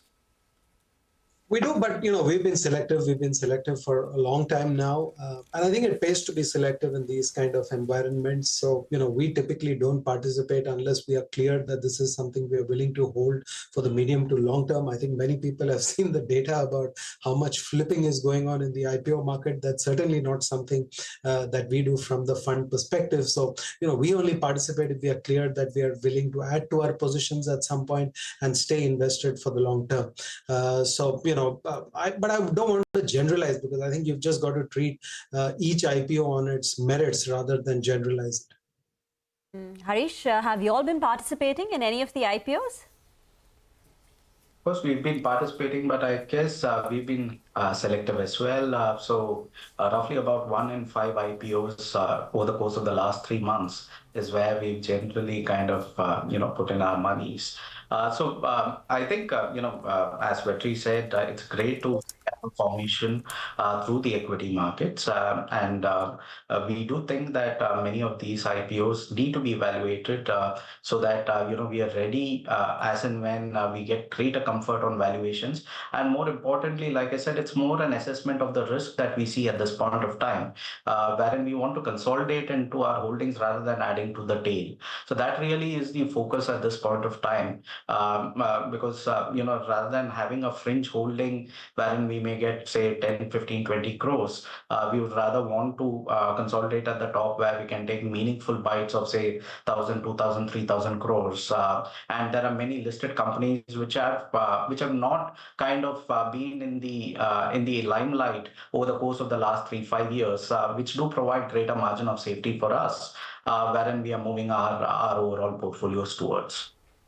All right. Vetri, you did, and both of you all actually, to be very honest, did stress a lot on asset allocation at current point in time. As we speak, in fact, the Nifty bank's taken cues and has recovered from the lows, moved mildly into the green. But on asset allocation itself, you said you'd be happy to underperform in the very near term so long as you have all your portfolio investments, etc., secured over the medium to long term. For a moderate risk capacity individual, what should the asset allocation be according to you, Vetri? And in the allocation towards equity, in that, what according to you would be your sectoral breakdown? Sure. Honestly, that's a very difficult one to answer, because I think every person's risk appetite and financial goals are different. But what I can talk to is essentially the kind of asset allocation which we manage in the schemes where we take responsibility for asset allocation. So if you look at our multi-asset allocation fund, our net equity exposure can come down to a minimum of 20. It can go up to a maximum of 80%. Currently, we are less than at the halfway mark at about 45%. So in a way, it is an underweight equity stance in the context of asset allocation that we make in that scheme. And that's a function of valuation. So I wouldn't presume that this is the right number for everybody. But really the point that I would make, and I keep getting asked this question, when will the market correct? Will it correct over time? Will it correct in a sharp cut? And the answer to that is that we really don't know. But there is a way for every prudent investor to prepare himself or herself for those kind of outcomes by sticking to your asset allocation rather than trying to predict when the market will correct and how it will correct, neither of which I have seen anybody do consistently and accurately over 30 years now in the marketplace. So, use the tools available to you rather than focus on something which is impossible to do.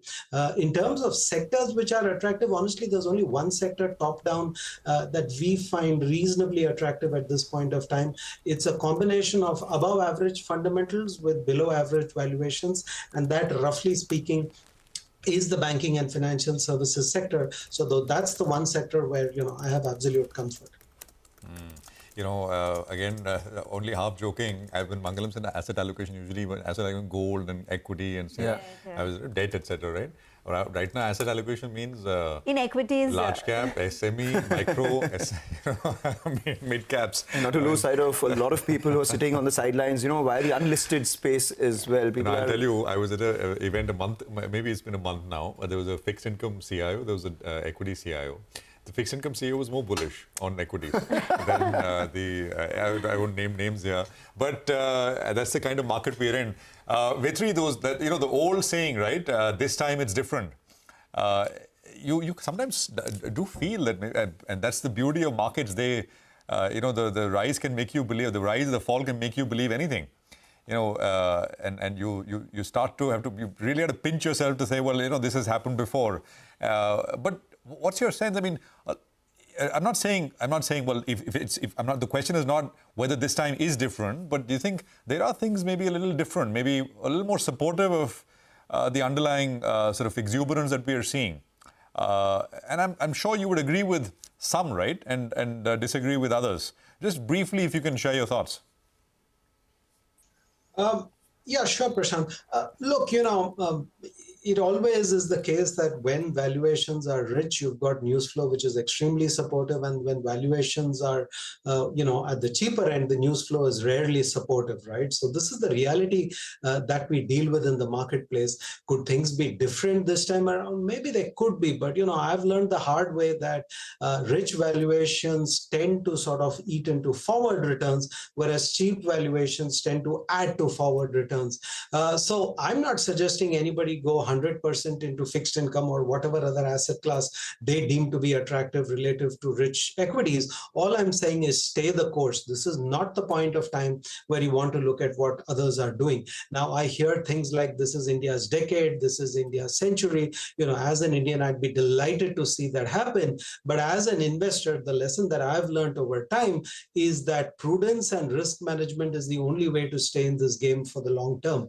Being invested for the long term is as important as what happens. And what people forget is that if you overextend yourself, if you leverage, if you overextend yourself, you compromise your ability to stay invested for a very long time. And the most important part of the compounding equation is not how fast you go, it is the period of time that you are able to remain invested. Great conversation. Thank you, Harish and Vetri, for your insights in the markets and the way ahead. We need to slip into a very short break. On the other side, we'll be joined by Atul Jain, Managing Director of Bajaj Housing Finance, as their IPO gets set for subscription today.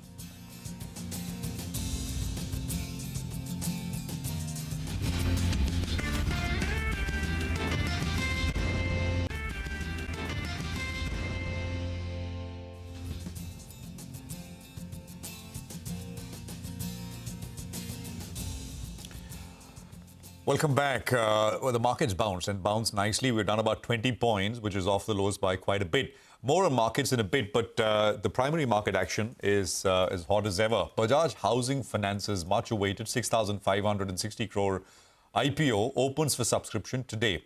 The issue includes an offer for sale of 3,000 crore rupees and a fresh issue of 3,560 crore rupees. Bajaj Housing Finance has also raised 1,758 crore rupees via anchor book ahead of the IPO. Well, let's talk about what Bajaj Housing wants to do in terms of growth rates, because that will be relevant for you as a potential investor. Atul Jain is Managing Director at the company. He's with us to take some questions. Atul, good morning. Great to have you with us here. Thank you for your time. Prashant this side. Housing finance is the sweet sector, long runway for growth, unending demand as far as the eye can see. I mean, Bajaj Housing comes from a stable which is really very highly rated, so cost of funds is not a problem. So give us a few numbers, Atul. What should we expect in terms of AUM growth at Bajaj Housing for the next many years?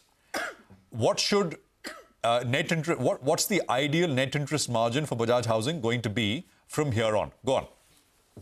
Prashant, I think you have got me off the wrong start. You're fully aware during the IPO process, we cannot talk about projections.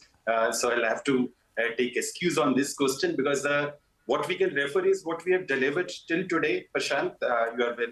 What we have been growing at the rate of, in last 3 years, at the rate of a 31% AUM. Past growth is not a reflection for the future growth. But the housing market, as you called out, is very big. The market is very big, and compared to while our absolute size, which is a 91,000 crore assets as of 31st March and a 97,000 crore assets as of a 30th of June, look in absolute sense reasonably big. But compared to the market size, I think we are still very small. So all segments of the market, whether it is, because we are in mortgage in all segments of the market, whether it's a home loan, loan against property, lease rental discounting, or a construction finance, I think all sectors, all segments of the market have a clear runway and a very large runway, given country is growing, given housing demand is growing, given mortgage segment itself has been growing at the rate of a 12 to 15% across industry. So we believe, given our relative size, we have a reasonable path and a highway to grow. We can't talk about specifics, Prashant. So on a 1 lakh crore book, can you continue with the historical growth rate? Now, I'm not putting any numbers out, but you said we could talk about what you've done. So our attempt will always be to grow faster than the industry. That's what, Prashant, we can say. Yes, of course, as a size grows, what you are referring is the difficulty to grow at the similar percentages. However, we feel again to, in a way, repeating what I said, that given our relative size compared to the market being lower, we feel that we have a clear highway in front of us. I remember our conversation, Atul. Hi, this is Reema here. You told me that the housing loan market itself is 30 lakh crore plus. The loan against property market is 10 lakh crore plus. And projections by CRISIL suggest that this market is growing at about 13 to 15%, at least for the next 3 to 4 years. So for you, per se, the developer finance book has been growing faster. Is that something that will continue for the next 2 to 3 years? I'm sure you have that visibility. So in terms of the products that you offer, for the next 2 to 3 years, which ones are growing faster? Where will we see perhaps a little bit of slowdown? So Reema, what we are, since we are registered as a housing finance company, there is a regulatory construct on our asset composition, which is first regulatory construct is 60% of our total assets have to be residential and 50% have to be home loan. So construction finance is a part of the non-home loan segment, because as a regulatory construct, only 50% of the assets can be which are non-home loan. So construction finance, lease rental discounting, and loan against property, we take a view depending upon, at a point of a time in the market, what is the return versus risk in that construct. If the market had been growing faster for construction finance in the last 2 years, we have grown faster. If the market grows in future in other segment faster, and we believe the opportunity to grow there and the risk return ratios are better, there will grow. For construction finance, we also have a requirement to keep on working in the way we work, because it acts as a funnel for home loan, which is our retail business, because it helps us build the relationships in the market, because developers are the primary sales points, and if we have a relationship with them, it helps us to be present and their counter for home loan. So again, a clear pathway, I think, depending on the market situation, and as market grows in construction finance, their housing boom, what has been there currently, boom remains, and the demand remains. Happy to keep on growing. Right, happy to keep on growing. You've spoken about, a reasonable path / highway to grow. So we'll while not pin you down to numbers because you can't obviously project them, the last 3 years, your loans have compounded at a little over 30%. Just wanted to know, when you say it's a highway, is it, compounding at 25 to 30% or probably higher now that you get a little more money into your kitty as well? Just a rough range over a medium-term period that you're aspiring to grow at. Again, regret we cannot be specifics in terms of a range. Like I said, that highway to growth is there. And just to add the point, money raising is not going to change the highway to growth, because we are well capitalized. So the capital had been available as a private company as well as a 100% subsidiary of Bajaj Finance. We had been raising capital as and when required. This is an effort to diversify the source of capital. We had been raising money on the lending side separately from the parent company. But now this is an opportunity, because having reached a particular size, we felt there is a time for us to even diversify the sources of capital. That is why this is a diversification of a capital source, not in a way creating an extra width for growth. The growth which would have happened as a private company would continue to happen as a public company as well. So with this being diversified, do you getting capital from other sources as well? What does that then do to your margins? Because, I mean, if, the growth side is intact, no problem. It is the liability side which, you are diversifying right now. What happens to your margins? Do you have any targets on improvement out here? No impact on margins from the capital raise, because, of course, for some time when there is a capital excess, their margins expand because of, your leverage ratios goes down. But on the borrowing side, since we already enjoy the highest credit rating in the country from the credit rating institutions, and lenders have been having the confidence on the parentage and our track record, we had been borrowing at a quite competitive pricing. So we don't expect compression in the cost of borrowing by public issue or by going public, or expansion in the margin or a contraction in the margin. Margins are not getting impacted by our raising money through public. The only impact, which is the impact of excess of capital for a period of time, that expands margin to a certain extent. Okay, all right, we'll leave it there. Atul, appreciate you joining us. Good luck with the issue. And thank you very much for being with us here. And we'll hope we can talk specific numbers in terms of guidance, etc. Post-listing, on the day of the listing, which I'm sure is going to be a great one. So that is Bajaj Housing Finance with some perspective. Well, the GST Council will be meeting later today, and this is going to be important. And they're going to talk about a number of crucial issues, from taxing gateway fees for small car transactions to deliberating on tax treatment for insurance premiums. The council has its plate full. Let's get a curtain raiser with Timsy, who is joining in, who's been reporting on some of what could be on the GST Council's agenda. Timsy, over to you. Well, a slew of items on the agenda for the GST Council when it meets on 9th of September. Let's take you through some of the key ones. The Council is likely to have a heated discussion on cutting GST on health and life insurance. Council will discuss Fitment Committee's proposal to allow GST exemption for only pure term individual life policies and reinsurers, which comes with a revenue implication of 213 crore rupees. For health insurance, sources say that the Fitment Committee could not build a consensus, and thus it has suggested a four-option mechanism, including a complete exemption for senior citizens and for policies up to 5 lakh rupees, or exemption to only those premiums which are paid by senior citizens, or reducing GST on all health insurance premiums to 5% with ITC. The Fitment Committee has flagged the potential revenue implications for all of these options, saying that any cut or reduction in the GST on both life or health insurance should come only when it is being passed on to the policy holders. The Council could also clarify on whether 18% GST should be levied for card transactions below 2,000 rupees on payment aggregators such as Pine Labs, Razorpay, etc. The Council nominated Fitment Committees of a view that these aggregators are intermediaries and not banks or financial institutions, thus they are not liable for GST exemption. Currently, payment aggregators are exempt from GST for transactions below 2,000 rupees. The Council will also be taking a status update on the Group of Ministers panel on rate rationalization and real estate, where both the panels are likely to seek more time before presenting a final report. The Council will also discuss upon the current status of the compensation cess. Here, the Council will be presented with a view that the cess collections are still short of about 1.37 lakh crore rupees, and thus will have to be continued through FY26. Apart from this, a lot of clarifications are expected, including a breather for the foreign airlines, data hosting sector, namkeen and FMCG sector, and auto and two-wheeler industry on the taxation of seats, relief for power discoms and consumers on electricity connection ancillary services, setback for highway builders, and much more. So let's see what all does the Council decide when it meets on 9th of September. All right, Timsy, thank you very much. That's a pretty comprehensive readout of what could be on the agenda. Mr. M.S. Mani is partner, GST, Deloitte India. Mr. Mani, good to have you with us here. So you heard Timsy, but if you could tell us, for viewers who are watching, and they're looking at which sectors could come in for changes. What is top of your mind? 3 or 4 sectors.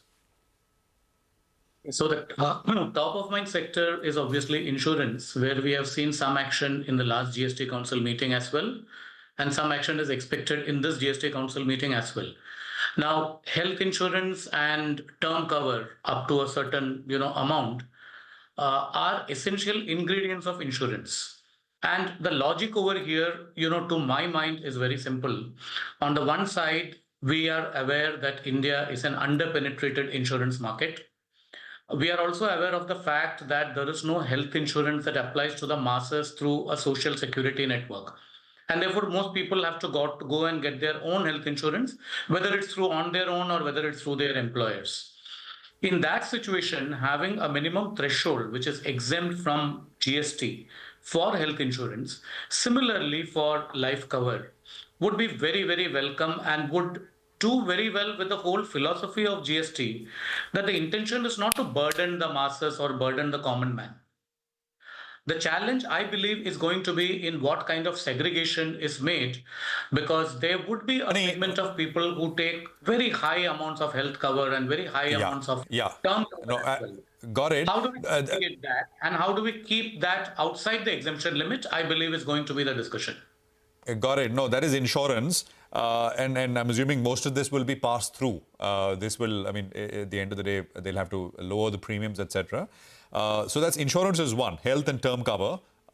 What are the other sectors, sir? I think airlines is one sector where we are expecting something, because in the past, airlines have been having a tough time together with shipping lines. You know, both need to be taken together at some point of time. We also have some issues with respect to the information technology companies, where some of them have received demands in respect of, you know, transactions which are merely in the nature of remittances without any underlying services. So that's again one sector which could see some clarity possibly in today's meeting. One very key area which is a bit sector agnostic is the fact that everyone would like to hear what is the latest on the rate rationalization, because at some stage we would like to see fewer rates in GST. I also heard your colleague mentioning that compensation cess is expected to be extended till 26. That is something where, again, industry would want some clarity, because this was originally intended only till 2022 and we are in 24. So at some point of time, the compensation cess has got to, you know, go. Is it possible, Timsy also mentioned real estate. Do you think something could be done on cement? We've seen some news reports, etc. I mean, at least demands. So we have been, cement is taxed today at 28%, you know, unlike many of the other building items like steel, which are taxed at 18%. So yes, there could possibly a reason to look at that. But there is also an issue with the real estate sector faces in respect of transfer of development rights, in some cases, land transactions which are being subjected to GST today. So possibly we'll see some clarity in respect of many of the other real estate transactions, such as lease of freehold land, such as transfer of development rights, all of them. Okay. All right, Mr. Mani, we'll leave it there. Thank you very much for joining us. Sorry, a quick preview. This is just a preview, and we'll get into some of the details later through the course of the day, and I hope you will join us then when the meeting, etc., does get underway. That's going to be later. The market has bounced nicely. We're down just 10 points now, 24,842. But Mangalam, we have Senco Gold with us. We do have Senco Gold, and as on cue, a lot of the jewelry stocks are actually doing quite well. Senco Gold itself is up around 2.5%, but look at something like a TBZ up around 8%, has been a big mover all of this month. Some of the earlier known jewelry companies have seen a big move as well, debt-ridden ones, which are seeing some bit of an impact, after their settlement. So PC Jeweler, for instance, up around 4% as well. That's another stock which is up around 31% this year, and a big mover too. Senco Gold, the news that's backing this company is that they've incorporated a new subsidiary called Sense Fashion for exploring new businesses in categories like lifestyle products, lab-grown diamond jewelry, among others as well. A lot of the jewelry companies are actually looking to cross-sell some of these luxury products once they establish connect with the customers at the luxury end itself. We have with us the MD CEO Suvankar Sen joining in. Thanks a lot, Suvankar, for joining in. So one believes that the rationale for that is to improve upon the relation that you've already built from a high-profile customer and try and cross-sell them some of the other luxury products as well. What I want to know is, one, the expected investment in this business over the next few years, target revenue from the non-jewelry businesses over the next few years as well. So see, the investment that we would like to put in, against these new businesses that we are putting will be around 50 to 60 crores in the initial phase, and then every year maybe we will keep adding about 25, 30, 35 crores for the next coming 4-5 years. And as we would keep on increasing the traction, in terms of opening more number of stores or diversifying of the products, investing on the brand. So there has to be a sustainable, profitable proposition towards this. But what is most important is the opportunity that lies along with us. As you rightly said, that you're already having a group of customers who are loyal to you, who have been buying products which are mostly jewelry from you. Now, if you look at it, Sense, the brand name we're calling it Sense Fashions Limited. Now, our lab-grown diamond comes under that particular brand. The leather accessories that we shall be launching would be coming under that particular brand. And there will be more such products that will keep launching over a period of time. If you look at the international luxury market, if you see those brands, they are serving customers with a variety of products if you look at the young generation of India today, they are aspirational. It is the upper middle class who would like to evolve themselves and with the growth of the country and economy. And as a brand which has been focusing on design, focusing on lifestyle, on luxury, because jewelry, though in India it is culturally very much integrated, but with the everyday wear and with all the various collections and designs and occasions that are coming up with, women today would like to upgrade themselves with the latest trends in fashion. And with that thought process, with the new age opportunities that are coming up, I think that is with which we have been incorporating this company. The operations of such products had already come under the Senco Gold Limited. This is just like a wholly owned subsidiary that has come under Senco Gold. Yes. You decoded the opportunity size, you've decoded the rationale. 50-60 crores is what you're looking to invest in, thereafter 25-30 crores every year. What I wanted to know is that these leather, non-leather accessories, perfumes, lab-grown diamond jewelry, are you going to sell them under your brand, or are you going to sell third-party brands? Because there is an already established preference for known brands. To build a brand again in the luxury end may require some doing. What's your right to win here, despite having a lot of customers? So, we would want to build our own brand. If you look at the existing brands that are there, well, most of them would not be from our own country. Many of the brands are international brands, which we as consumers would be, aspiring for the brand that they have built over the years. But then while we are globalizing ourselves and India is opening up to the global market, I think that Indian jewelry brands or Indian brands per se, nothing to do with jewelry per se, would want to strengthen themselves, upgrade themselves, focus on quality, and ensure that we ourselves create enough traction for our Indian consumers as an option for them to consider. I think that's the thought process with which we want to move forward. So as a part of your business plan, Mr. Sen, how much do you think the non-jewelry business will contribute, say, in the next 3 years? See, the non-jewelry business over the next 3 years, if you look at lab-grown diamond jewelry, that has a big opportunity. Now, that can be up to 3%, 4% of the overall business, because in terms of the ticket sizes, they will be much lower than the jewelry ticket sizes that are there. Even for that matter, the other products would be of a much lower ticket size. So I think in the coming 4 to 5 years, I think non-jewelry business would be about 4 to 5% of the overall business to begin with. Will be about 4 to 5%, right, of your overall revenue. And what about margins? See, the margins for these kind of products are usually on the higher side. So if you look at it, like in diamond jewelry, we have a margin of about, say, 25 to 30%. Similarly, for such products, the margins will be in the range of 25 to 35% as well. So, as we keep moving on and keep discussing that, yes, when it comes to gold jewelry, there is a competitive intensity, there is a downward pressure on the margins. I think that, bringing out the whole concept of lifestyle, fashion, design, and also the kind of products that we are selling in, it will give us an opportunity to protect our margins while we keep increasing our business and volumes and acquire more customers. These products will help us to buffer up on the margin side. Steady state basis, what kind of margins would you do in a business like this? Because, the first few years you will be building brand, you will be investing, and obviously, it will cause a bit of a dent to your overall book. So on a steady state basis, what are the kind of margins that you're expecting here? So the margins for this product, if you look at the gross margin level, would be around 30-35%. The investment that we will be needing to do is in terms of brand building, would be in terms of the inventory and the products that we would be putting in. It will be in terms of the infrastructure of the stores that we shall be opening up on. So those will be more on the fixed asset side, when it comes to the store part of it. Other than that, it's all working capital. It is all about the inventory. And with your customer base, so we have about more than 10 lakh active customer base and building up and adding 3 lakh, 4 lakh customers every year. And with the young generation focus in mind, I think these will only help in to cater to their needs and their preferences. All right. Just finally, before we let you go quickly, how things on the jewelry side? You said second quarter is when, the fireworks will start to begin ahead of the festive season. And in the geography where you are, in East India, festive season comes a little earlier than every other part of the country.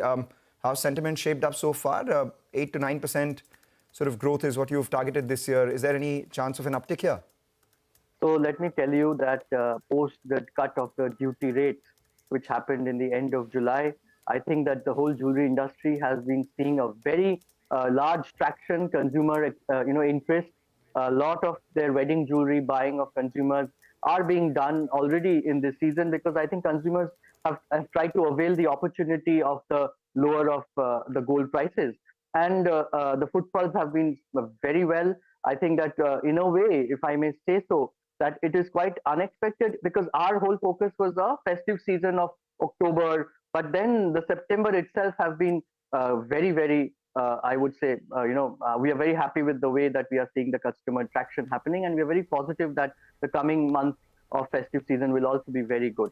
So the target growth that we have been talking about, so Q1, we've been growing at what, 7.5%? That's what we saw in the after the end of the Q1 results. But if you look at the Q2, we are in the middle of September, but till August, the growth rate compared to last year has been about upwards of 15%. So you can imagine that the July and August have had substantial growth in order to make sure that YTD growth till August has been above 15%. Oh, wow. Mr. Sen, good to hear that, and thank you very much for joining us. Market's certainly listening. Stocks moved to the high point of the day. It's up about 4% or so. Good luck with the new lines of businesses as well. We'll speak again soon. Thank you very much. Well, I think the market deserves attention, because that has also picked up just about 15 points lower. Mitesh is with us with what he'd want you to do now. Mitesh, morning again. Good morning, Prashant. So I think it's a market, which while did open weak and was weak, I think it's tried to recover. I'm still hoping that the index could, possibly start getting past 24,850, and that could pave a way for a pullback to about levels of 25,050, 25,100 odd zone. So it's still not a strong market, but because of the fact that we've just seen first bout of selling and profit booking, there is some hope of a pullback which could be happening. So we're trading with a mixed bias right now. On the stock side, I have a sell on Power Finance Corporation with a stop at about 536 and a target of around 500 on the downside. I think that's the area which the stock could possibly test. While also a buy on AU Bank with a stop just below day's low of 696. So 694.5 is what I would recommend, and a target of 730 on the upside. Got that, Mitesh. Thank you very much for that. If you can pull up the intraday for Senco, I think it's up even more. I mean, I think we started the interview with about a 2.5–3% pop. It's up 5% now. So 4.5%. That's a sharp spike coming through. The last bit about how the Q2 is spanning out, especially September. I mean, looks like they've been very pleasantly surprised with the underlying sort of strength and demand. Which they've It's actually caused a flutter among all the other jewelry companies as well, which have been doing well already. But look at something like a Titan. Titan's moved to the high point of trade. And if sentiment improves for one, it improves for everyone, because it's still a largely unorganized market where all these organized players are gaining shares. So let's see how this goes. Absolutely. We'll take a quick break. We are back. Manisha will put the spotlight on commodities. Who knows, maybe gold is something she's eyeing. But I'm sure there's more. Stay tuned. That's coming up.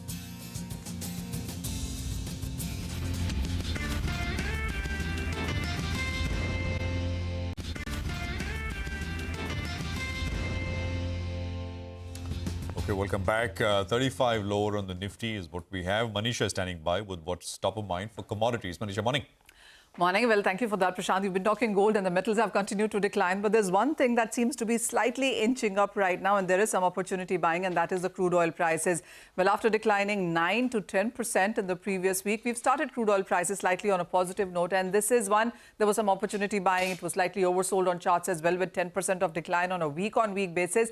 But the prices are firm on a potential hurricane in Gulf Coast. Remember, 60% of U.S. refining happens in Gulf Coast, and there is a hurricane building up which might see a landing around Wednesday or Thursday. So whether there are shutdowns ahead of that, evacuations, is something that the street will keep an eye on. Well, as I said, the Brent prices have declined by nearly 9% in the previous week. We saw WTI prices decline by 10%, and this has been the biggest weekly decline that the crude oil prices have seen in last 11 months. And with that, the Brent is now trading at the lowest since December 2021, and WTI at June 2023 lows as well.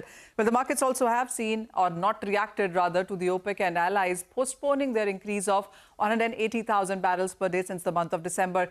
The markets clearly did not react to this much. We saw 1% of gain, and that also went by the intraday markets ending itself. Now, OPEC and allies also have said with this that they can be looking at a longer pause. They can also look at a reverse if needed, as in they can cut more output as well. And then apart from that, when you look at the OPEC and allies spare capacity, that is a huge 5 million barrels per day. I mean, with that kind of a capacity, markets do believe that there is bearishness that can continue. I also want to take you through what we've done in sense of price range in this year until now. We did see a high of 91. We are trading at 71 right now for the Brent prices, and from 87 to 67 for WTI. That's a $20 of a decline that we have seen until now from the highs in sense of crude oil prices there. In the Asian markets also, the Chinese demand is not so strong, and the refining margins are at the lowest since 2020 as well. There also is increased production from Libya that has come back. The money managers, the latest CFTC data shows that their also net long positions have been closing down. I'll quickly take you to the last slate, which tells you on what is the forecast now coming in for the crude oil prices. Bank of America, for one, says that for the second half, they've lowered the forecast from $90 to $75 a barrel as an average. You also have Goldman Sachs, which also has revised the forecast by $5 on the lower side for this year and the next as well to $80 a barrel there. Citi says that if you see demand destruction continuing like this and the supply coming in, there is a probability you could be looking at $60 a barrel for 2025 as well. Remember, we are trading at 71 already at this point in time, so that's $10 on the lower side. UBS is the only one that still continues to hold a bullish call on crude oil prices. They estimate that for this year now, 80 is where you could be averaging for the rest of the year. All right, Manisha, thank you very much for that. Oil in focus. We shift the focus away from commodities, and we're going to take a quick break here now. So our special segment is the economy. My colleague Lata will be in conversation with Neeraj Seth of BlackRock, and they put the focus on global macro data. US payrolls came in on Friday, slightly below expectations. We have Japan's second quarter GDP growth revised down slightly, and China's inflation rate coming in below estimates as well. All of that and more, and implications for markets with Neeraj on the other side.